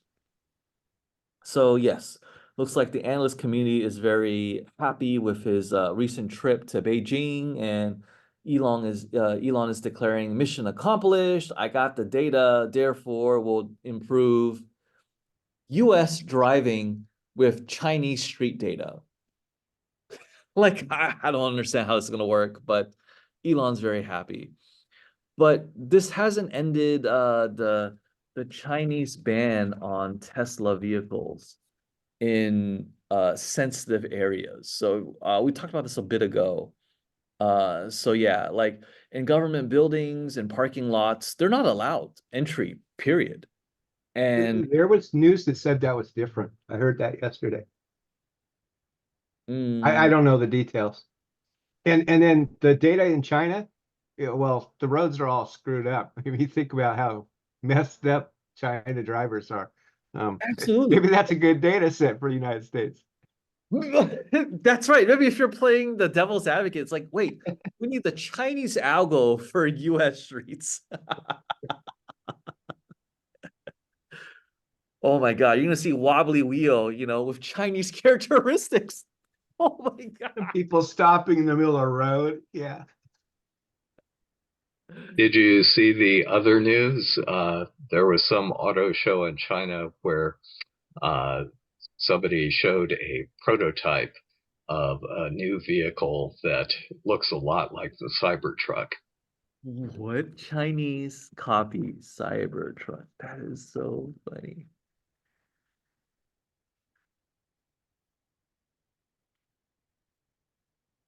Oh my God. Wow. Is it uglier or not? I'm not sure. Wow, no sharp edges. Let's see. To me, it looks as ugly as the other one. It's just terrible. Which one's uglier? It has a tent just like the Cybertruck. Oh God. Oh my God. This add-on, by the way, is $3,000 for the Tesla tent. $3,000. Yes, the base tent. If you thought, you couldn't be any more stupid, Hey, the Aztec has a tent, and for $3,000 you get the car too.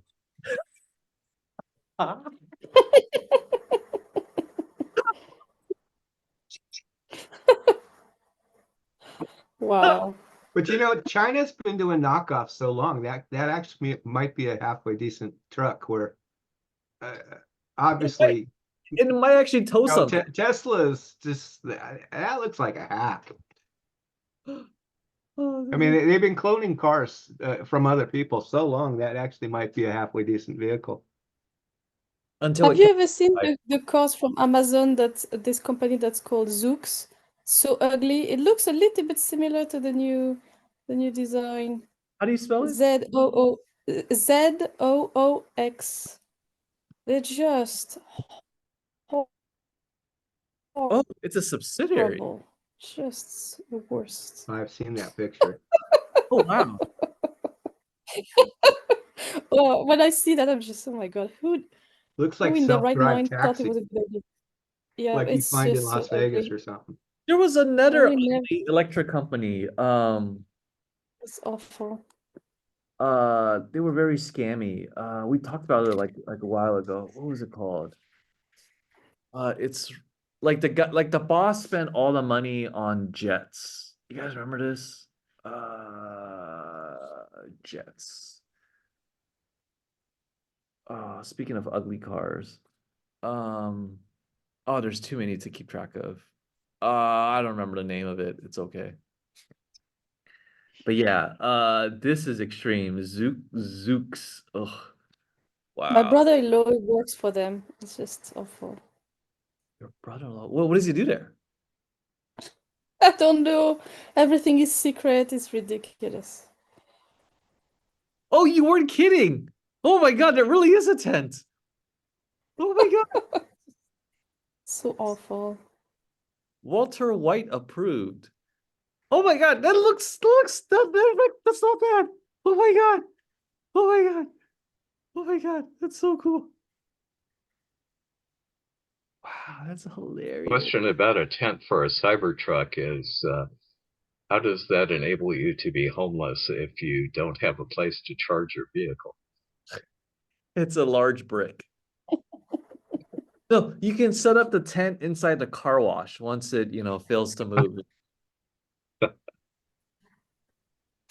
Didn't Walter White buy a car wash or something to launder money with? Yeah, Oh yeah. Yeah. Yeah, I haven't finished Breaking Bad yet, but McDonald's and those mega grocery stores could put in chargers in their giant parking lots. maybe, yeah. I mean, Uh, it's- But yeah, by the way, the real threat for spying with Teslas isn't where it's going, but your phone calls. Like that Bluetooth connection is not secured. So yeah. If if you want to spy on government officials that own Teslas, like that's how you would do it. Like I don't even care like where the car is, just as long as I can hear the conversations. But yeah, so no doubt Elon's private jet was stuffed chock full of shiny briefcases full of Benjamins. That's the only way this happened. Only way.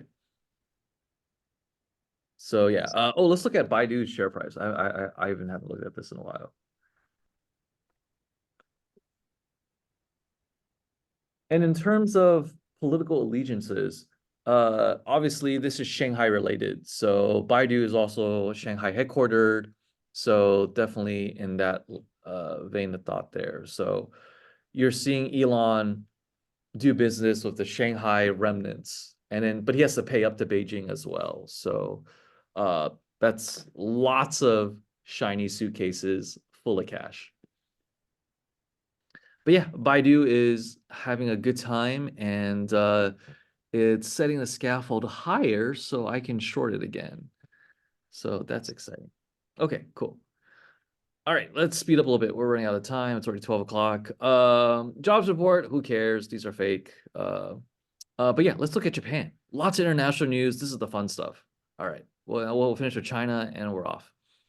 All right, cool. So Japan, strong dollar and Bank of Japan shenanigans has created devastation there. So Japan's I mean, they've been screwed for a long time. And effectively, we're following the same moves as Japan. So effectively, decades of easy money policies are a central culprit. And we're doing the same amount of 30 to 40 years of decline, and we're doing it in, I don't know, 36 months? Like how many billion-dollar packages are we sending to the Ukraine and Israel and Taiwan? It's just bonkers. So lots of bailouts for politically connected folks. And similar to Japan, we also have a demographic disaster, albeit a little bit different. But yeah, these are all warnings to American hegemony, which is falling quickly. So yeah, it's a potential warning to us. Yeah, meanwhile, looking at the aging population at a closer level, let's zoom in. So Asia has, again, the lion's share of most folks. And yeah, by 2050, we'll have a lot of seniors in Asia. And then a lot in Africa, Europe, and South America. And it looks like who has the biggest growth? Let's see, 15 to 59, 113 to 208. Seems like Africa has a pretty big one. This is a 3x increase. Asia's 4x.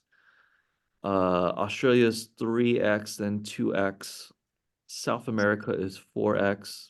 So yeah, I think eventually every country is going to have to deal with this at some point. It's just everyone's on a different side of that continuum.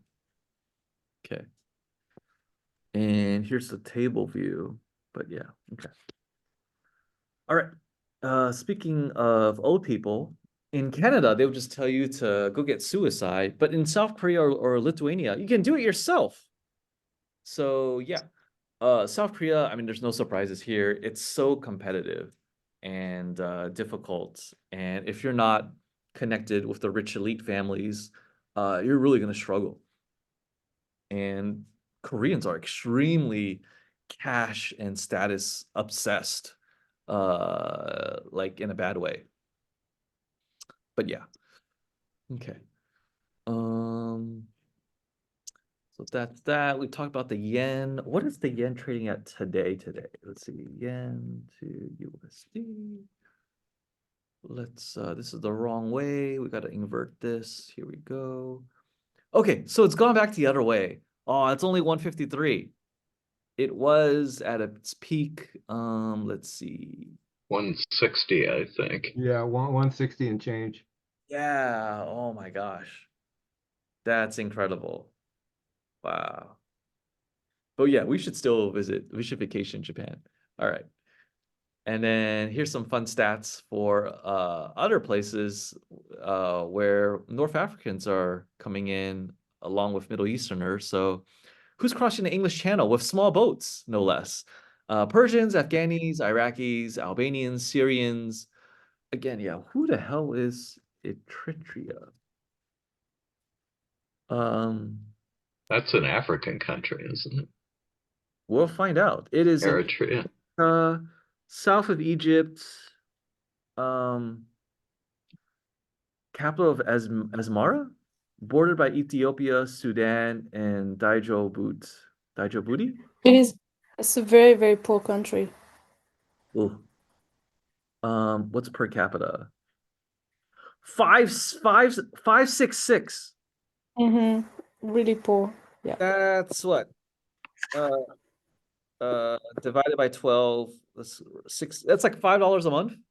No, wait, no. I can't think right now. But yeah, okay. And then well, Sudan, their neighbor, Turkey, that makes sense. Vietnam, that doesn't make sense. Egypt, India. You think So India? the law just kicked in that they're actually grabbing the people. Okay.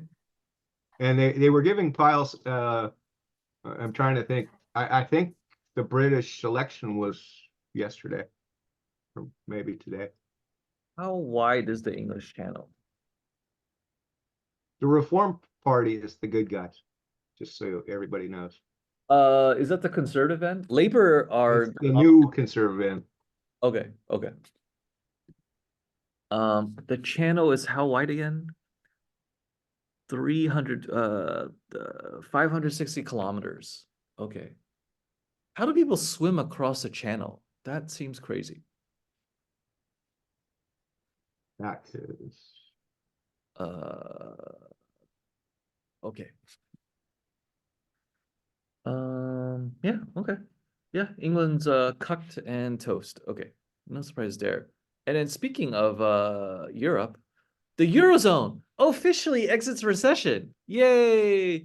They had nice fudge numbers for GDP growth, and it exceeded expectations by nothing, and therefore they're officially out of. Just to tell you about the English Channel, it's very short. Huh? It's only 50 kilometers, not 500. But still, it's very difficult to swim. Okay. I don't know. Did they write? They wrote 500? No, it's not possible. They wrote where did I see 500 or 56? What are kilometers? It's just 50 kilometers. I don't know in miles how many That's miles. about but 30 miles. Oh, it's 560 kilometers wide, but to cross the narrowest, yes, is Yeah. 21 miles at its narrowest. Okay. It's even shorter than that. Yeah, it's short. Okay. The Strait of Dover. Yeah, long distance swimming. Yeah. Um, It's just half an hour by train when you go in the Eurotunnel with your car, so it can't be that big. yeah, the train sounds so cool. Is it a convenient process It's to, super cool. oh man. Super convenient, super easy, really fast. So You don't can even exit your car, you just go in the train with your car. It's super cool. you bring your car? So you can like, so Yeah. if you leave like in the morning at 8 a.m., can you be in London by dinner time or lunch? Or even before, I was doing it all the time. Like London to France with the Eurotunnel with your car, it's like 1 hour and a half on the freeway and then half an hour train, and you're in France in 2 hours. It's super fast. That's so cool. But does Yeah. France have cars go on the same side of the road as Britain? I thought they were opposite. No, it's the opposite. So when you arrive, you have big sign to remind you, careful, guys, careful. Okay. Yeah, it's the opposite. But it's super convenient. You can travel very easily. I did it many times when I was living in London. Absolutely no problem. It's affordable. Is this it? Le Chateau? It's super cool. Is this it? But you don't see anything. You're in the dark for half an hour, so everyone sleeps in the car. For, like it's a short nap, and then we continue. Is this it? Le Yeah. Chateau? Okay. Yeah.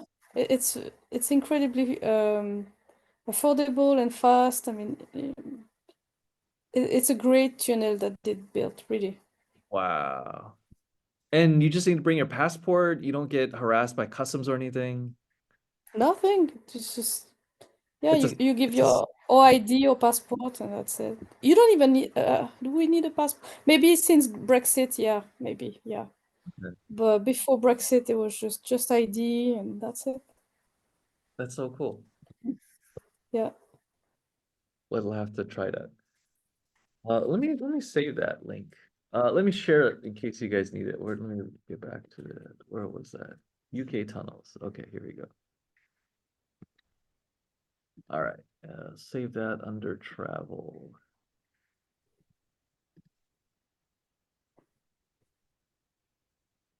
Oh, cool. Oh, France. France. Okay, cool. Yay, I'll try that one day. Cool. We talked about this. I mean, it's just they're parading, leopards and M1 Abrams tanks. So it's kind of sad, but yeah. Let's see. Exxon is going to expand into shale operations in a big way. So that's going to be bullish for them. Let's fast forward a little bit. So we're running out of time. Yeah, lots of popularity for gold. And since the yen's collapsing, compared against gold, it's horrific. So let me show you the chart. Okay. So we don't want that. We want yen in gold. Yen price in gold.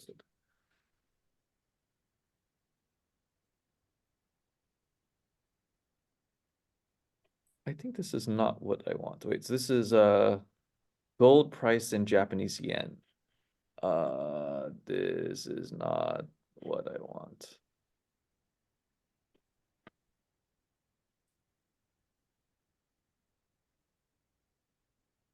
I want yen price in gold. Let's see. Can we find that in here?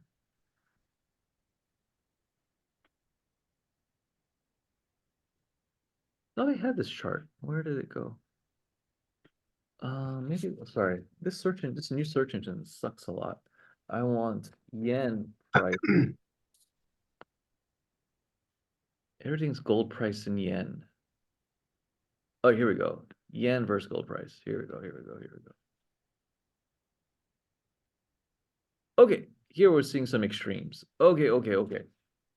So let's see.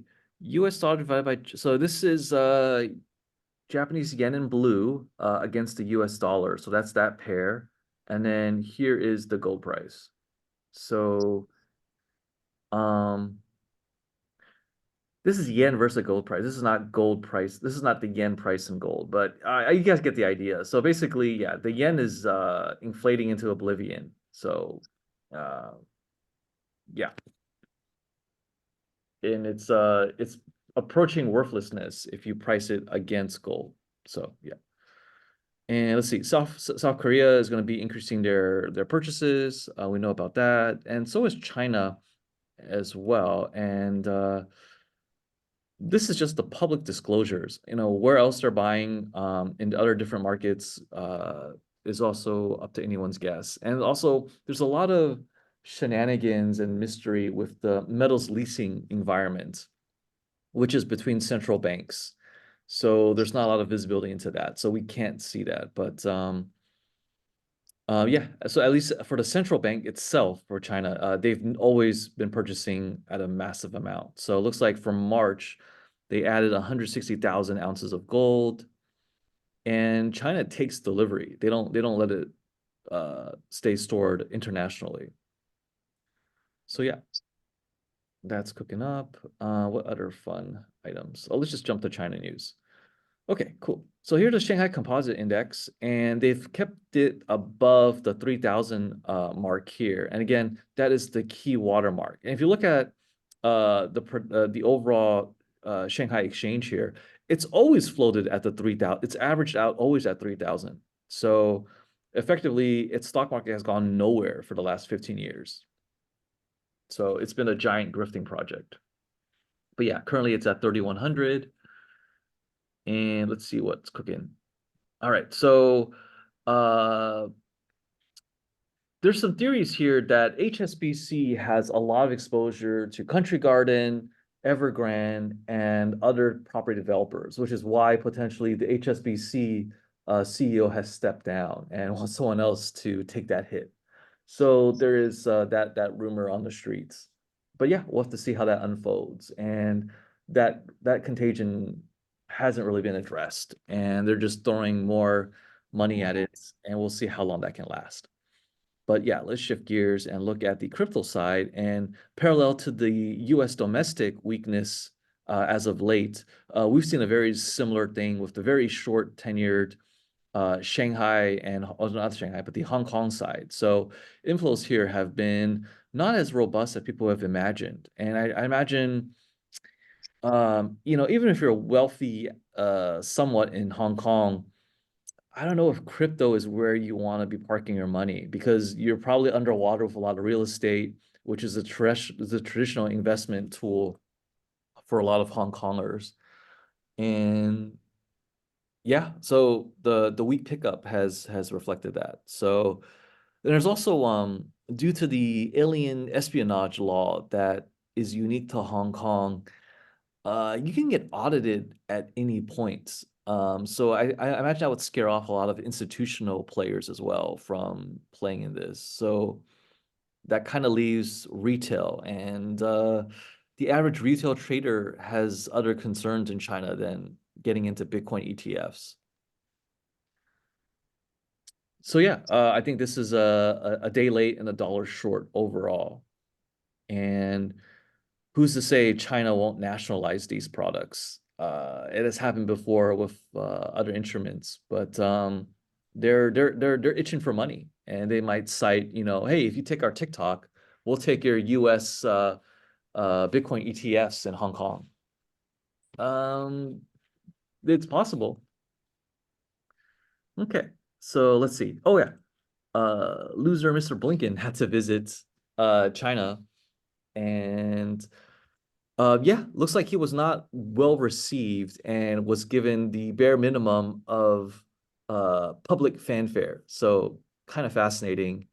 And yeah, I mean, politically it's an insult. And under the Biden administration, America has never been so weak in foreign relations. It's really a sad sight to see when we were, you know, the world's savior, you know, after World War II. But the American Empire, if you think about it, we haven't won a war since 1945. The rest we've all continually lost. And when we lost, we just, you know, we just maintained the bases there. So the Korean War, the Vietnam War, Iraq, Afghanistan, gosh, the Ukraine. Yeah, it's just the military industrial complex really is the main winner here. So yeah, lots of trade attempts at talk here. Nothing really concrete, but just disrespect all around. And what is this from Flav? Fisker Ocean totaled over $910 door ding after insurer admits it can't find parts. That's hilarious. So yeah, this is the EV problem. And I'm sure insurance carriers hate EV products. And it's one of the reasons why a lot of carriers refuse to cover Tesla. And Tesla spun up their own Tesla insurance arm for this. So yeah, having a healthy ecosystem for parts and everything is really undervalued. That's why, if you drive a Honda or a Toyota or, a Corvette, you're going to get coverage, service, parts, technicians anywhere in the United States of America. That's pretty much a guarantee. And F-150s for sure. Cool.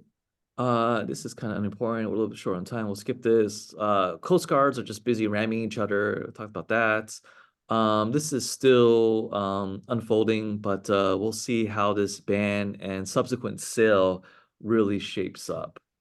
So yeah, that's the week in a nutshell. Let's take a glance at the ES at the moment, and let's run our poll one more time and see if there's any sentiment changes for your expectations of the market by next Thursday. And let me relaunch our original poll. I was going to ask you about one other China issue. In Guangdong province, they've had all this rain and flooding. Oh, and yeah. they just had a big section of freeway collapse and killed at least 24 people.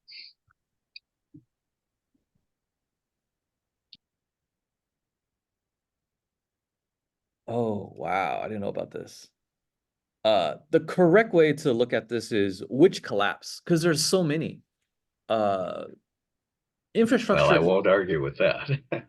Yeah, like here's the thing in third world countries, people don't invest in invisible infrastructure. There's no political reward for things you can't see. Therefore, lots of skyscrapers, no plumbing, right? Like in Dubai. Oh, let me end the poll and share the results. Okay, let's just finish the poll here. So 60% sideways, 40% bearish. So very close to our original consensus. So yeah, good stuff.